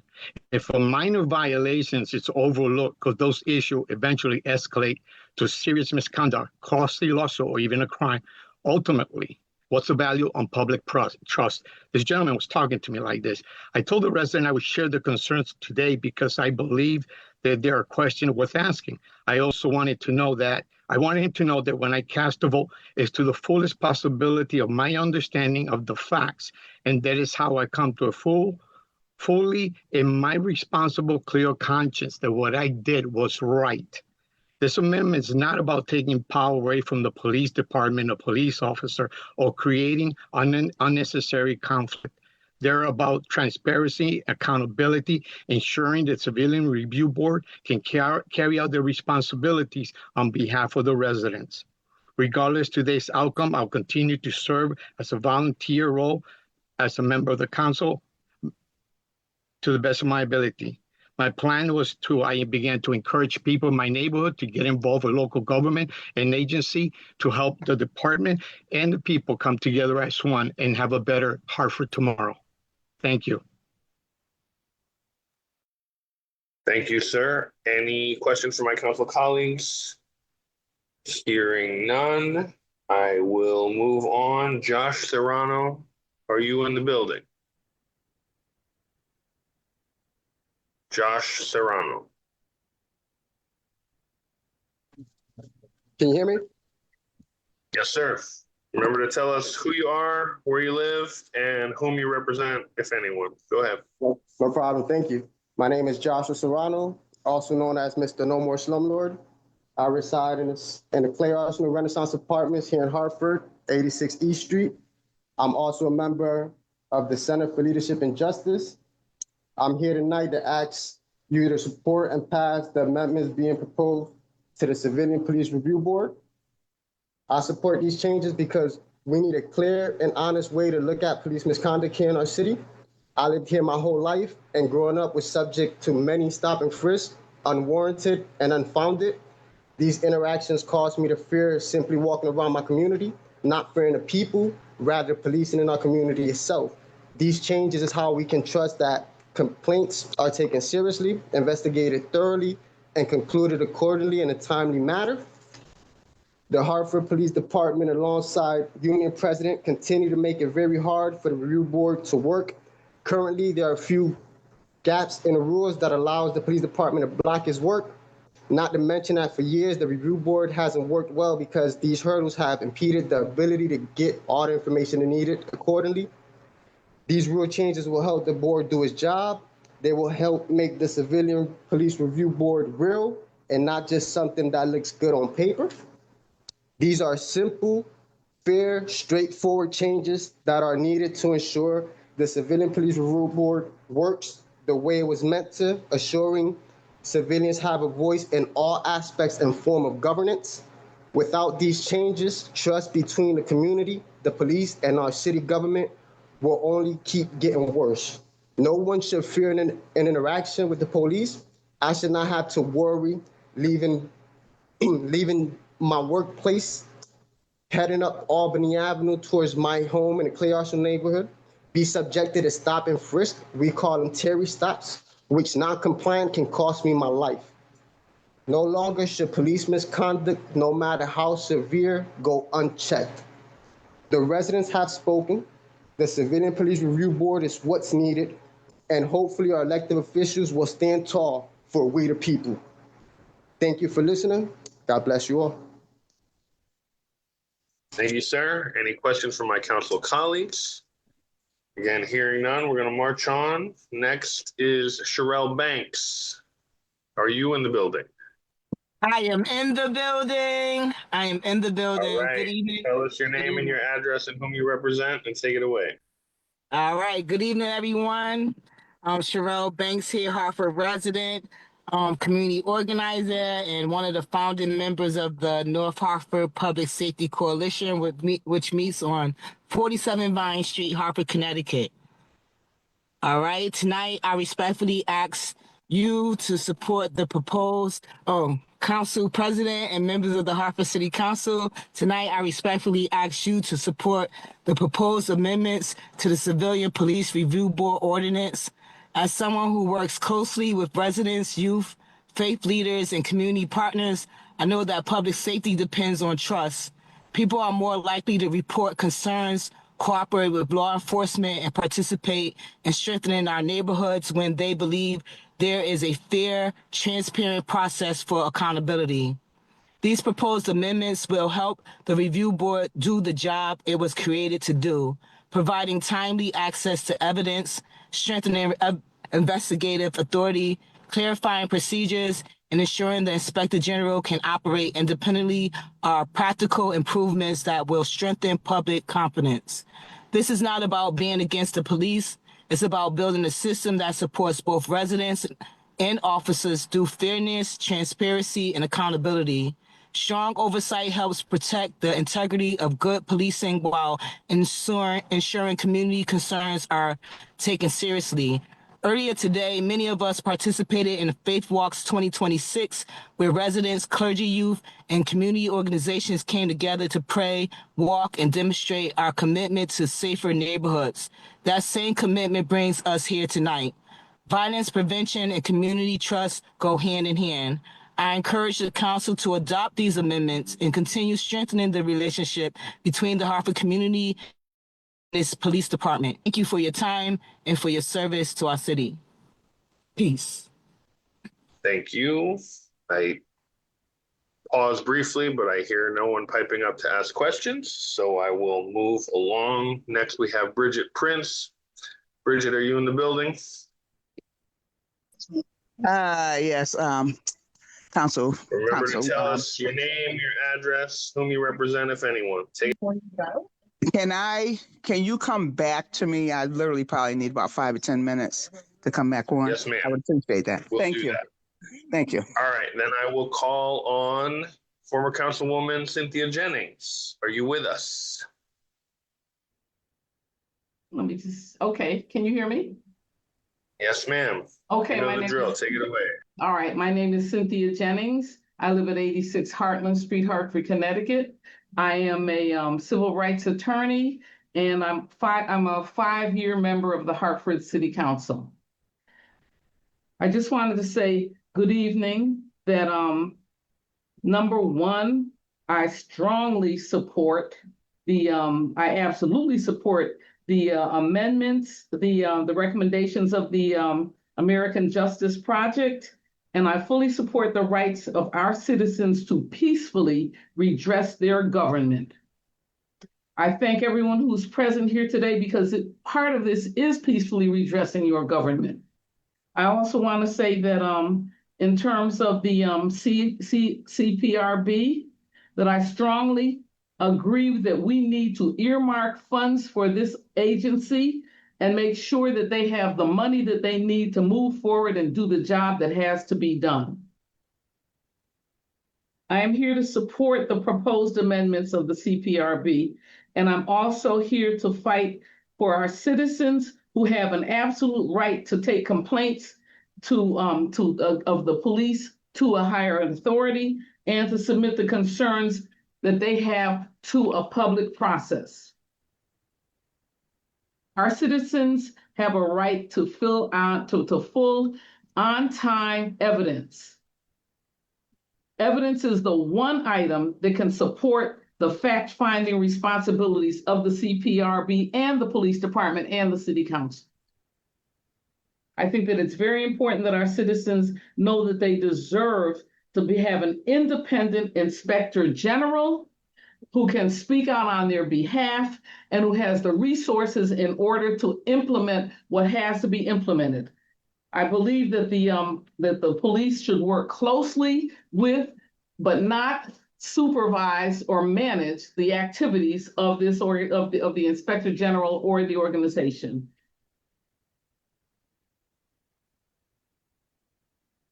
I would like to say that we as elected officials and citizens of this city must work to improve the integrity between the residents and the police.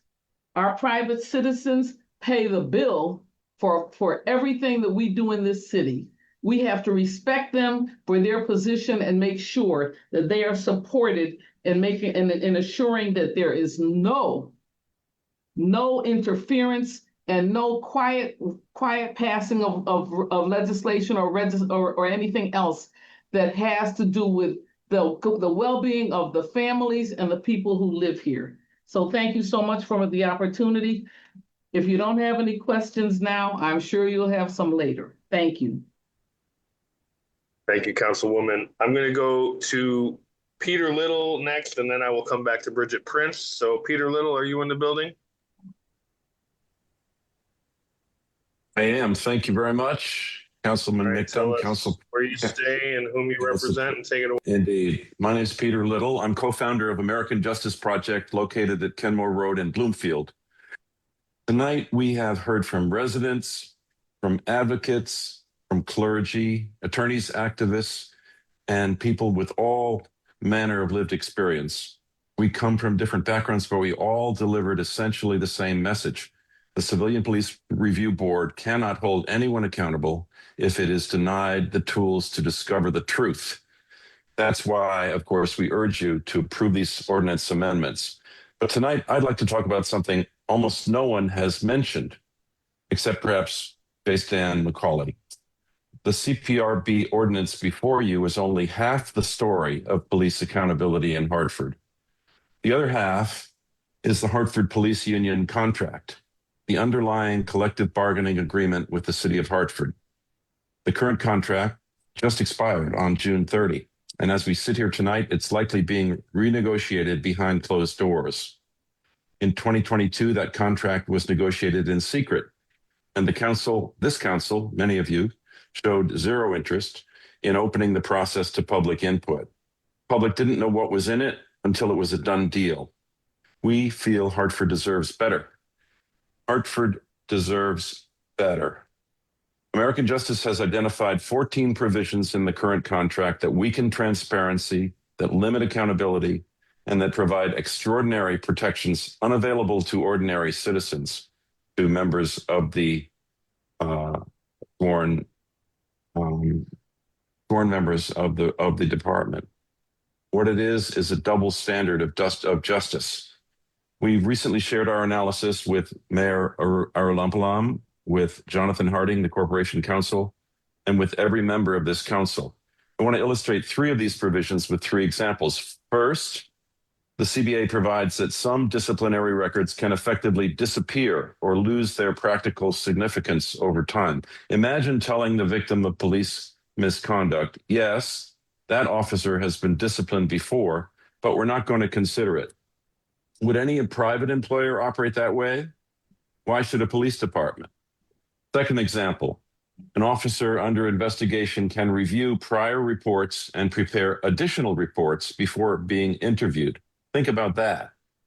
When detectives investigate a crime, they don't gather all the witnesses together and let everyone compare notes before asking questions. Investigators seek independent recollections because that's how truth is discovered. So why should police misconduct investigations in internal affairs follow a lower standard than criminal investigations? And third example, the contract discourages or limits anonymous complaints. But many Hartford residents, especially those who've had repeated contact with the police, are understandably skeptical and afraid of retaliation, afraid of being identified, afraid of making life harder for themselves or their families. The complaint system people are afraid to use isn't a meaningful accountability system. And these are just three of the 14 provisions. They'd all deserve public debate and scrutiny. Last council meeting last week, I made a request that I repeat tonight. Please, council members, study those 14 provisions. Think about them carefully. Let's have a thoughtful and open discussion about the merits or the demerits of each one. And then tell the people of Hartford where you stand. Not behind closed doors, not after a contract is signed. Now, before I conclude, I want to bump the virtual mic here to someone who's devoted her entire career to these very issues. With us is Cassie Ipasso. Josh, I believe Cassie is next up. Am I right on the Peter, list? she would be, but I'm going to bounce back to Bridget and then Bridget Prince and then come to Cassie just because Bridget needed a few minutes. Okay, well, Cassie's going to get her whole own time, so you don't need. Yeah, her presentation kind of segues from mine, but whatever you decide. Cassie is Director of Policy and Campaigns at an organization called Campaign Zero. Some of you know Campaign Zero. It was founded by DeRay McKesson in the wake of the Ferguson uprisings in 2014. The unrest in Ferguson sparked a national debate about the relationship between law enforcement and Black Americans, about the militarization of police, about use of force laws nationwide. And over the past decade, Campaign Zero has become one of America's most visible, respected, and effective organizations advancing evidence-based police accountability. I encourage you all to visit their website. Its research has shaped legislation, police policies, and reform efforts across the country. And Cassie has worked with communities Very little, nationwide. it's 5 minutes. Okay, I'm just about to turn over. I want to only say that Cassie has just been admitted to law school at Yale. So she's spending a great deal of time in New Haven. And welcome to Connecticut, Cassie. We hope to see you in Hartford from time to time. We're really grateful Campaign Zero is standing with Hartford. And I hope when she speaks in a moment, you'll give her your full attention. Thank you very much. Thank you, sir. And I did say I was going to go back to Bridget Prince. I know breaks up the flow a little bit, but such is life. Thank you, Peter. We will get to Cassie in a moment. Bridget, are you still in the building and ready to address us? Yes, I am. I am still in the building and ready to address. Thank you very much. I am Bridget Prince, Hartford native, activist. I'm here to speak, East Hartford resident, and I'm here to speak as someone supporting the American Justice Project, as someone who was part of the North Hartford Public Safety, and also a member of the Greater Hartford African American Alliance. But I'm here to speak on my own behalf. I want to touch on something that has really been bothering me since the day it happened, and that is the union president, Rakowski. I know he was one of the first speakers that came on, and he has made it clear that the only one who should not have any checks and balances is him. When he said what he said publicly about the mayor, about the CEO of the city, the elected official, and there was no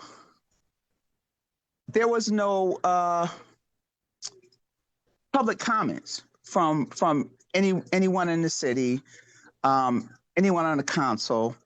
I know we, as a body, African American Alliance, President McCauley, Attorney Jennings, we held a press conference in front of the building because we wanted the people to know that this is not right. You can't just say the things that you say and not be held accountable, which is really what is going on right now. Until the leaders are held accountable, this is going to continue to happen. This is great. This resolution is wonderful, and I support it wholeheartedly, but it can't just be a piece of paper. During the last administration, Mayor Luke Bronin fought vigorously to sunset Centron versus Vaughn. Thus also a problem that's happening right now, because I believe Rakowski feels like he's invincible.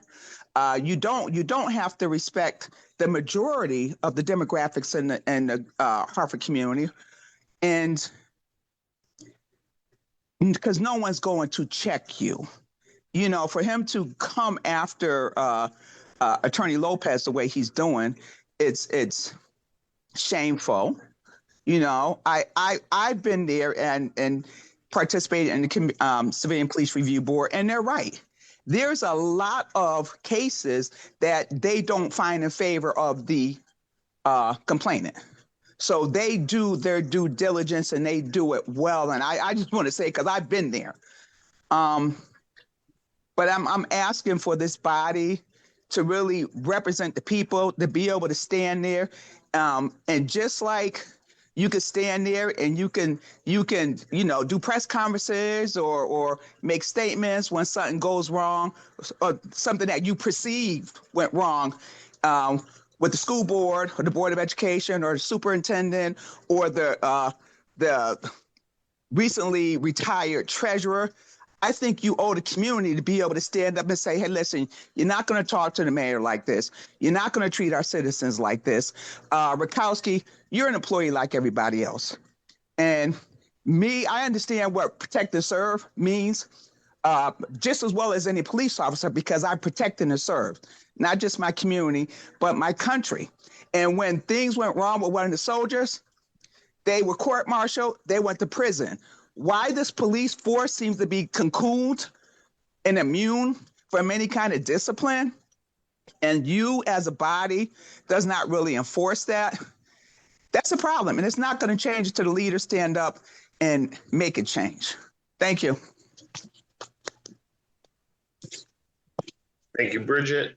I see no hands and hear no questions from my colleagues, so I will march along. And now, Ms. Ipaso, I assume you are ready to go. You've been glowingly introduced. So tell us your name and where you're from and whom you represent. Are you there? Yes, I'm here. Thank you. And thank you, Peter, for that introduction as well. Good evening, everybody, council members. I appreciate your time to hold this hearing and for everyone who has testified. My name is Cassie Aposto. I'm the Managing Director of Campaigns and Policy at Campaign Zero.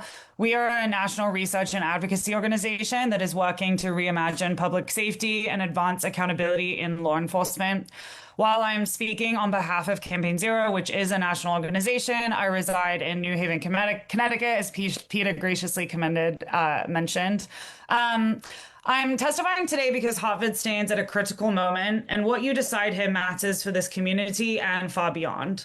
In the past decade, Campaign Zero has studied police accountability systems nationwide. We've collected and analyzed the largest repository of police union contracts in the country, and we've studied dozens of civilian oversight models. Some work, but most do not. Through the last 10 years of our work in police oversight, the pattern is clear. Civilian review boards that lack real investigative power, i.e. those that cannot access evidence, compel officer interviews, or enforce their findings, exist largely on paper. They satisfy the appearance of accountability without delivering it. Now, Hartford's CPRB amendments ensure that your oversight model will actually work. A civilian review board must have two things. Number one, unrestricted and unredacted direct access to all evidence necessary to administer investigations. And two, final disciplinary power, or at a minimum, an external neutral arbitration process when a department disagrees with the board's findings. Right now, the CPRB investigates, but the police chief can unilaterally overrule those findings. Internal affairs can withhold evidence. Officers can refuse interviews. The result is that civilians wait months for answers, cases languish, facts and laws can point towards misconduct, and commanders can simply overrule them. The three proposed amendments address this directly. First, requiring internal affairs to provide full unredacted evidence to the CPRB Inspector General. You cannot investigate what you cannot see.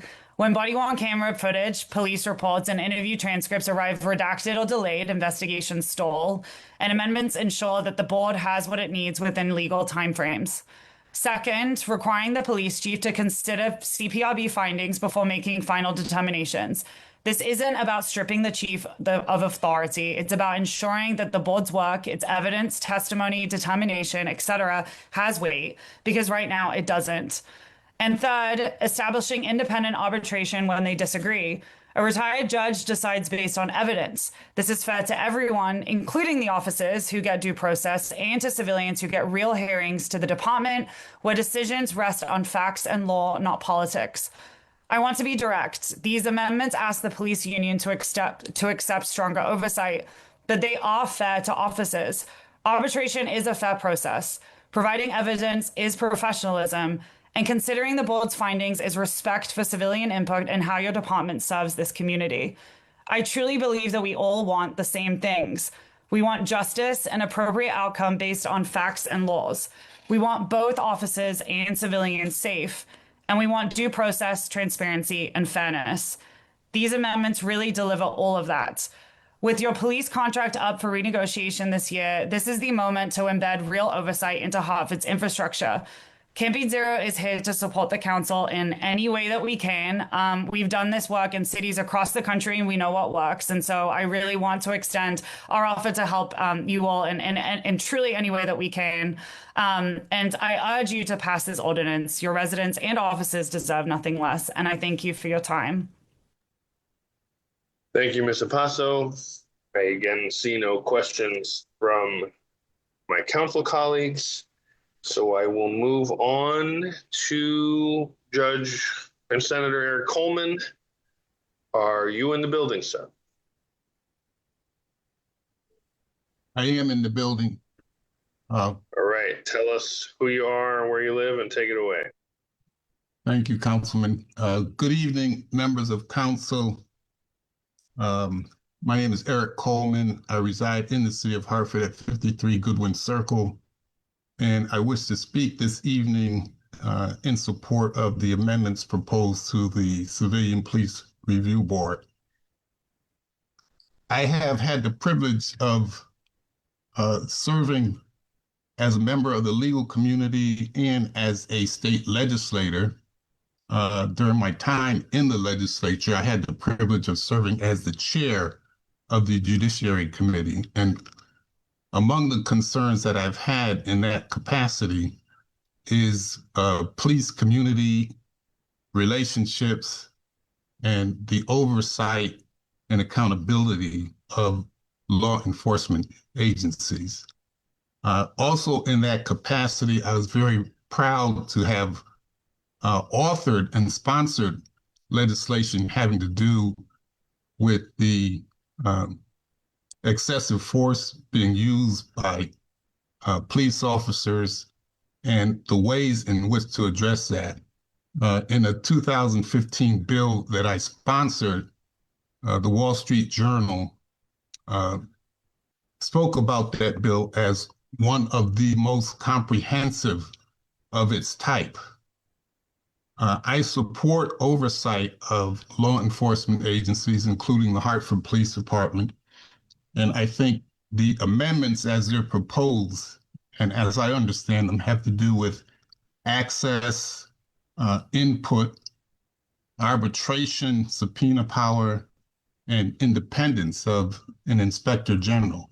And all of those, in my humble opinion, go a long ways toward exercising oversight of the Hartford Police Department. And it's an oversight that's needed. People have spoken this evening regarding the police union, and the police union is going to be an advocate of an officer, regardless of the type of misconduct or the egregiousness of the misconduct that a police officer is involved in. There's a healthy degree of skepticism that's directed toward the Internal Affairs Division and other internal mechanisms purporting to exercise oversight of the conduct of police officers. There needs to be some balance struck, and I believe the amendments strengthening the Civilian Police Review Board is that kind of balance that we all should be interested in. So in summary, I just urge the City Council to act favorably upon those amendments that are being proposed, as they would improve the function and the effectiveness in oversight of the Civilian Police Review Board. Thank you. Thank you, Senator Coleman. Any questions from the council? I hear none. Next up is Christopher Dukes. Chris, you in the building? Yes, sir. Am I muted? Correct. No, I hear you. Just tell us your name. Thank you. Yes, sir. I know the drill. Yes. My name is Christopher Dukes. I reside at 65 Monroe Street, Hartford. I'm proud president of American Justice Project and also a co-founder. However, I'm not speaking in that capacity tonight because I'm representing this minority of us who are, I am fortunate enough or unfortunate enough to be one of the forgotten 75 complainants who filed citizen complaints resulting in substantiations against multiple members of the Hartford Police Department, and yet those findings were never acted upon. So I represent those individuals tonight and their families. According to author Clay Kane, misinformation is a strong and old tool. It distorts history and manipulates narratives. I myself assert that misinformation can alter lives and divide communities. It's an abuse of power that, when unchecked, can cost taxpayers millions of dollars. Mr. Fisher earlier is absolutely correct about what he has stated about the payouts Connecticut taxpayers have paid. And it's worth repeating. More than $36 million last year and more than $5 million this year with $38 million pending. Thanks to misinformation being utilized to convict innocent citizens and robbing them and their family members decades of life, liberty, and the pursuit of happiness. For the past 8 years, my children and I have suffered from the misinformation spread by and maintained by members of the Hartford Police Department, as well as other city and state officials. The CPRB was created to provide police and citizens a mechanism for addressing complaints concerning police misconduct, a contributing factor in approximately 75% of all known wrongful convictions across our country since 1989. I support the proposed amendments under item 2.3 because there have been no checks and balances applied in my own case.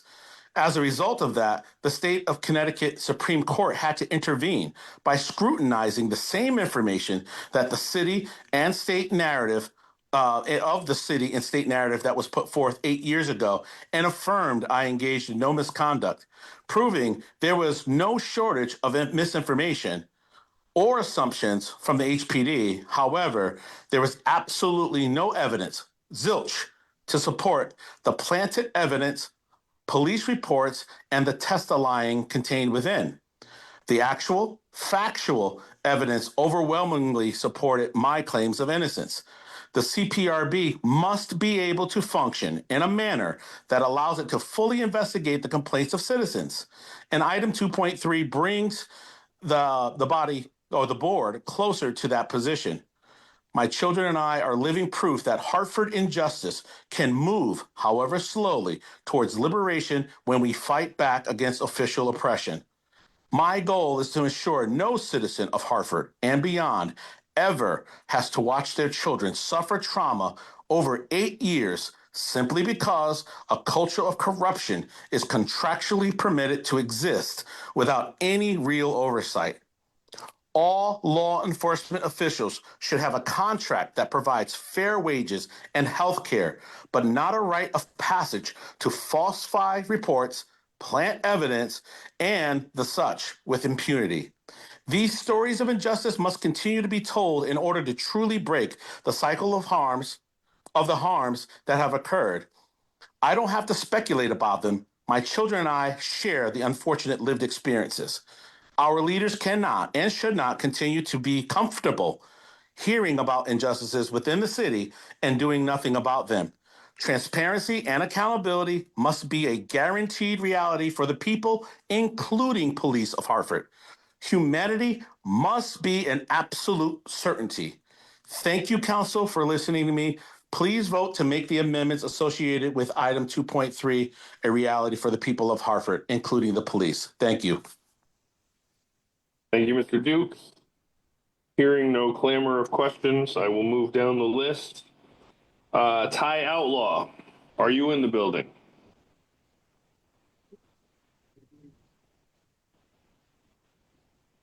Ty Outlaw. I am here.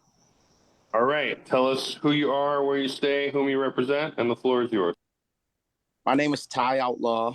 I represent myself. I'm a native of Hartford and also a victim of Hartford police brutality. I'm going to be very brief, but I believe this board is a must. I support it 100%. When I was brutally beaten by the Hartford police, it was nothing that anybody could do for the most part. So the average citizen of Hartford has no chance to survive against the Hartford police because they won't have the money or the resources to fight back, which is unfair. And that's why I believe this board and the new laws have to change. And I think this board is a must, and I support it 100%. Thank you. Thank you, Mr. Outlaw. Hearing no questions from the council. Next I have LaShawn Robinson. LaShawn, are you in the building?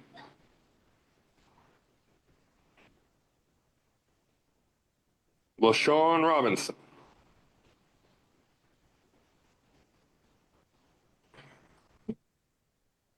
All right, I will come back to you at the end, LaShawn, or pop up in the chat and let us know if you're here. And in the meantime, Craig Stallings. Mr. Stallings, are you here?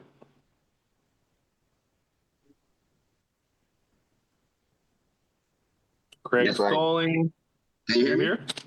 Yes, I Yes, am. sir. All right, tell us who you are, where you stay, whom you represent. Take it. Okay. Thank you. I'm in the car. Sorry about that. On my way home. My name is Craig Stallings. I'm the former chairman of Hartford Board of Education. Served about 8 years on the board. Served as chairman for 2. I'm a lifelong resident of the city of Hartford, activist. I'm here to speak in support of the ordinances.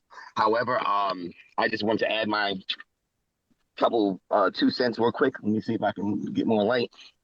I'm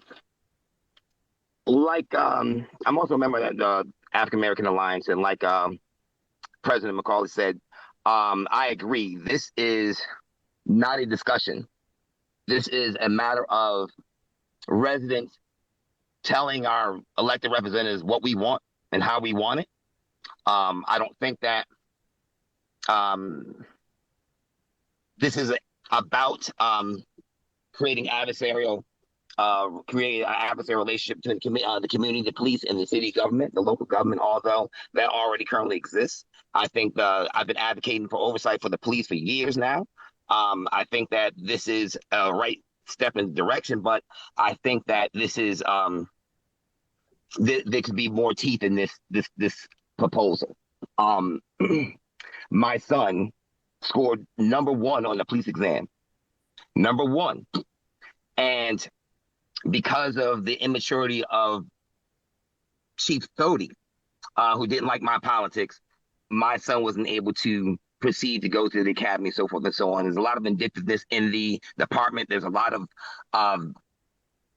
malfeasance when it comes to money, so forth and so on. So there is a dire need for oversight. The union president, I personally don't have a problem with him. I know him. I think he's a good guy. He spent time with my dying father-in-law.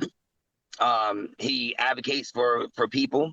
He's a graduate of Buckley. He's a bulldog, which means he's a product of Hartford. And so I understand how he is vigorous in his representation, his advocacy.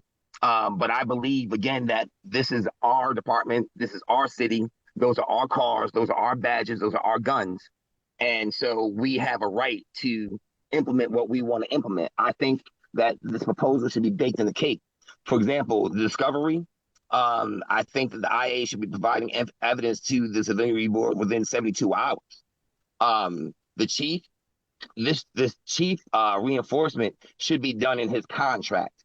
And the requirement of the chief to consider should not be there. It should be the chief must include and or report back to the CPRB. There should be no option in that. In arbitration, again, I think you should take that up in collective bargaining agreement because, again, that collective bargaining agreement has not been done. So this language should be sent over to the collective bargaining agreement so we can bake this into the cake. And then there is no discussion because the city charter will support it, the collective bargaining will support it, and the city council's resolutions and their ordinances will support it. And then there's no conversation. There's no conversation about this. So again, I think that if we just do our due diligence and help the city council in terms of preparing this ordinance, we can do more extensive work. And I think in general, I think that we should be concentrating on reform. There's so much more that needs to be done. There's so much more that needs to be changed that the city council and the city should just be focused on reforming all departments. The last thing I want to say is my constituency, I represented children and families in the community. And the Civilian Review Board, as you know, there are a lot of students that come in contact with police, a lot of parents that come in contact with police. And these interactions are not always the best. And when parents went to complain, just like the other gentleman, they didn't get any response from the Civilian Review Board. And so I know that young people in the city parents in the city, they don't trust the civilian review board just as much as they don't trust the police. And that's a shame. And that's all I have to say. I was going to say some more stuff, but I'm going to call City Council myself and lobby independently. So I thank you for listening to me. Thank you, City Council, for everything you've done. Thank you, everyone else. Bless you. I love Hartford. Thank you. Thank you, Craig. I move slowly at this part in case my colleagues want to ask a question, but I hear none. So I will move on to Sydney Schulman. Sydney, are you in the building?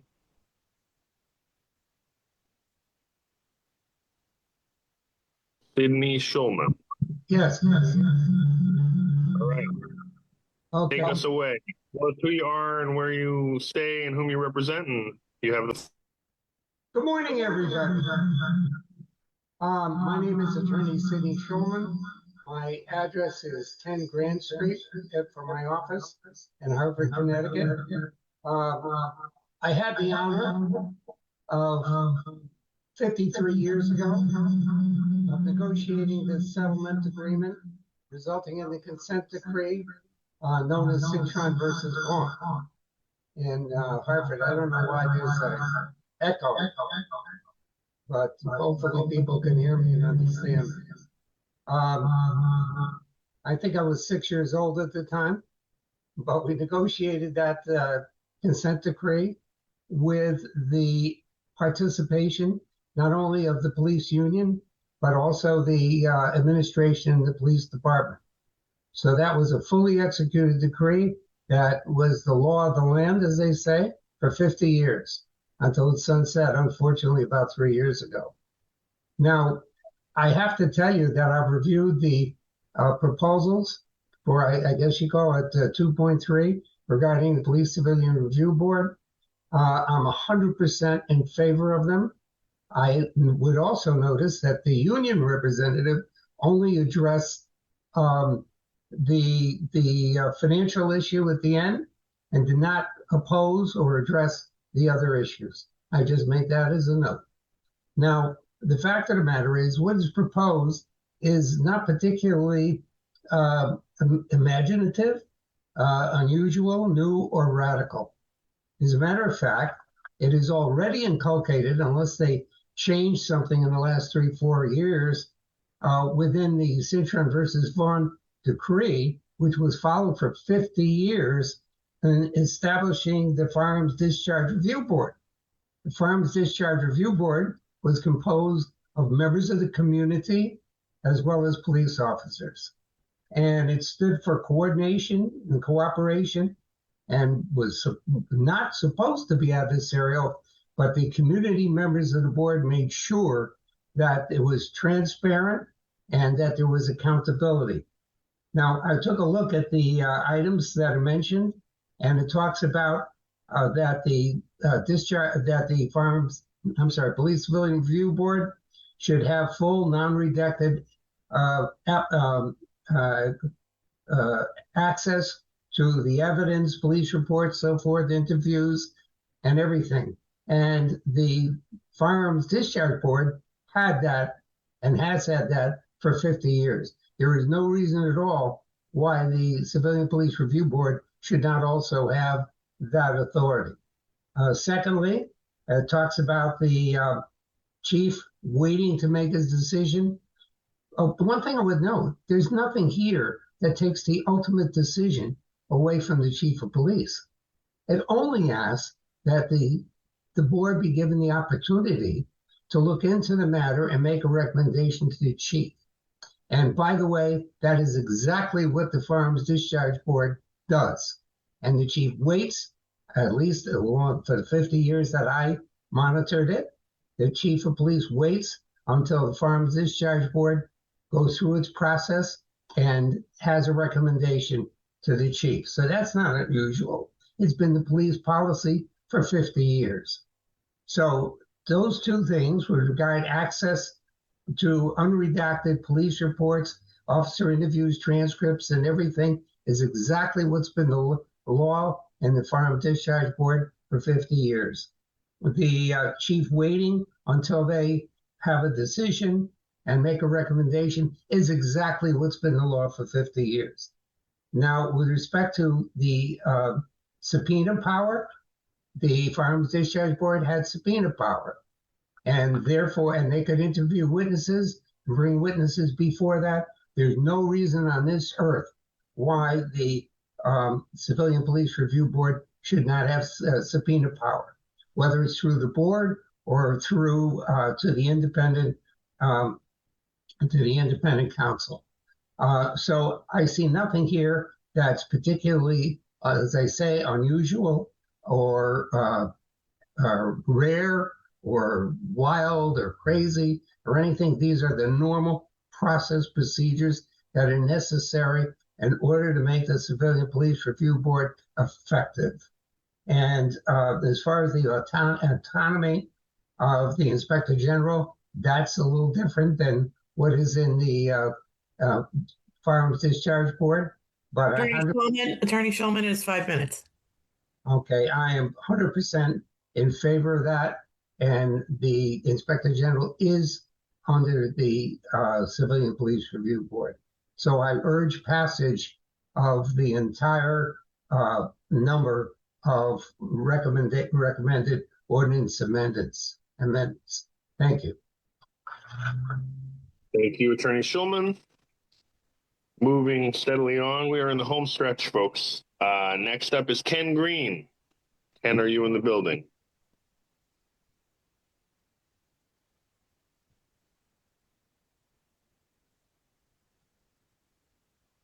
Ken Green. All right, I'm going to put you back to the end of the list just in case you pop up. Next is Dexter Burke. Dexter Burke, are you here?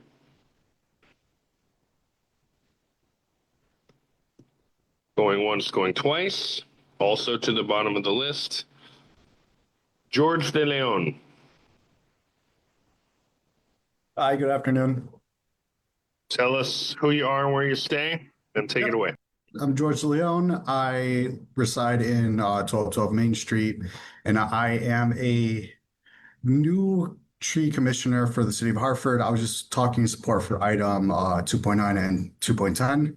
I'm really excited to see this language be put forth, echoing what Jack Hale said earlier in the meeting, that this is a big step for trees in the city and just for public health in general. So I just wanted to make it brief and just put my support for those items. Thank you. Thank you, George. You were mercifully brief. We all appreciate it at this hour. Hearing no questions from my colleagues, we move on to Cecilia Drayton. Cecilia, are you here? I am here. Hello, everyone. Okay. Take us away. Tell us who you are, where you stay, whom you represent, and then take us away. Right. Yes, I'm Cecilia Drayton. I am the Director of Sustainability for the City of Hartford. 515 Main Street is where I work / live most of the time, but I also am a resident of 2020 Front Street. So 2 places. I'm expressing my support for items 2.9 and 2.10 as well. I'll be very brief. Now, in light of all the wildfires we just had, it's not a question if trees are necessary infrastructure.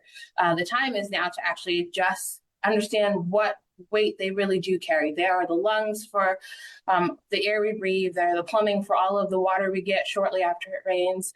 And I just want to thank all of that who have championed this effort and all of my predecessors who came before me, Heather Dione, Judah Camley, Grace Gee, and others who helped us get us here to where we are today. And I look forward to breathing some cleaner air in Hartford and enjoying the city that we all love. And that's it. Thank you much. Hearing no questions, I'm just going to go to the 3 folks who didn't answer when I first called. First is LaShawn Robinson. LaShawn, are you here? And then Ken Green, one more shot. And lastly, Dexter Burke. And that's everyone on our list. I thank you all Sorry, Jeff. for turning out.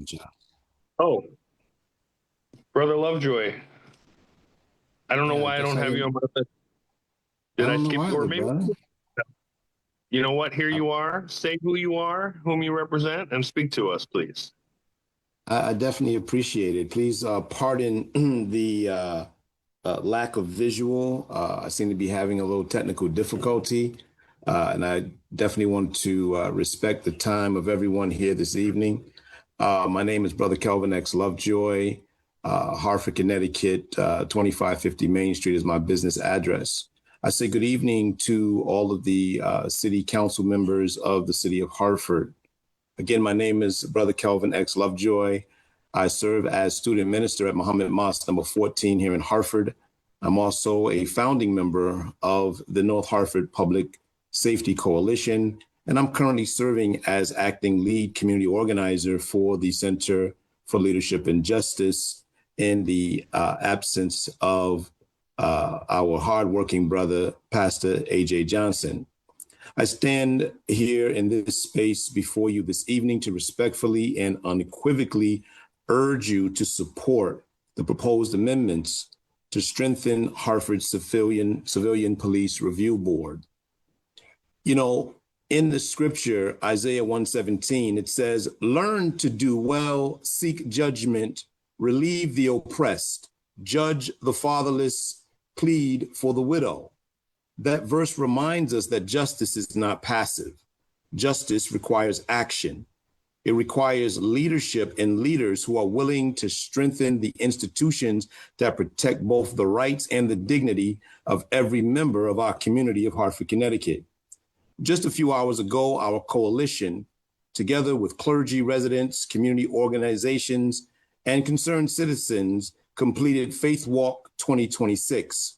We walked through North Hartford, praying for peace, standing with families, listening to residents, and demonstrating that public safety is not simply the responsibility of law enforcement, it is the shared responsibility of the entire community. But our prayers must also be accompanied with action. In Micah 6:8, we read, "He hath showed thee, O man, what is good, and what doth the Lord require of thee, but to do justly, and to live mercy, and to walk humbly with thy God." Justice and mercy are not competing values. Family, these are partners. We can support good policing while also supporting meaningful accountability. In fact, one depends upon the other. The overwhelming majority of Hartford police officers, I believe, come to work each day intending to serve and protect our city with honor. They deserve a system that strengthens public confidence in their profession, and likewise, Hartford residents deserve confidence that when concerns are raised, they will be reviewed independently, fairly, thoroughly, and without unnecessary delay. Trust cannot be demanded. Trust must be earned. The proposed amendments before us representing an important step towards justice and towards trust must be reviewed closely. By strengthening the authority of the Civilian Police Review Board and ensuring that the Inspector General has the tools necessary to conduct complete and independent investigations, Hartford moves closer to a system where accountability is not symbolic. It is a real and tangible element in the city of Hartford. These revisions are intended to help ensure investigations are timely, complete, transparent, and worthy of public confidence. As someone who spends nearly every day working alongside young people, families, survivors of violence, faith leaders, and neighborhood residents, I can tell you that people are asking for two things at the same time. They want safe streets and they want fair systems. Those are not opposing goals. They are the foundation of a healthy Hartford. When communities lose confidence and accountability, cooperation with law enforcement suffers. When accountability is strengthened, legitimacy grows. Strong civilian oversight ultimately benefits residents, officers, and our entire city. Tonight, I ask you, to think beyond the ordinance. Think about the message that your support will send to every young person watching these proceedings. Will they see a city willing to strengthen public trust? Will they see leaders willing to improve institutions rather than simply defend them? I will close with Proverbs 29:2. When the righteous are in authority, the people rejoice. But when the wicked beareth rule, the people mourn.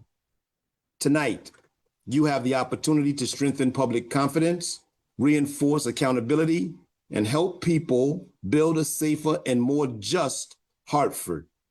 On behalf of Mohammed Mosque number 14, the North Hartford Public Safety Coalition, and the Center for Leadership and Justice, and the many residents who walked with us this evening during Faith Walk 2026, as we reached almost 100 participants, I respectfully ask for your support of these amendments. Thank you for your leadership, your service, and commitment to the people of Hartford. Good evening. Thank you, Brother Lovejoy. Think that is everyone. I will just last chance. If you didn't get to speak and you wanted to and you're here, speak now or hold your peace till the next one. All right. I guess that concludes our business this evening. Thank you all for turning out, for waiting, for speaking on these serious issues. This is what makes government work and what makes it worthwhile to participate in. We all appreciate you.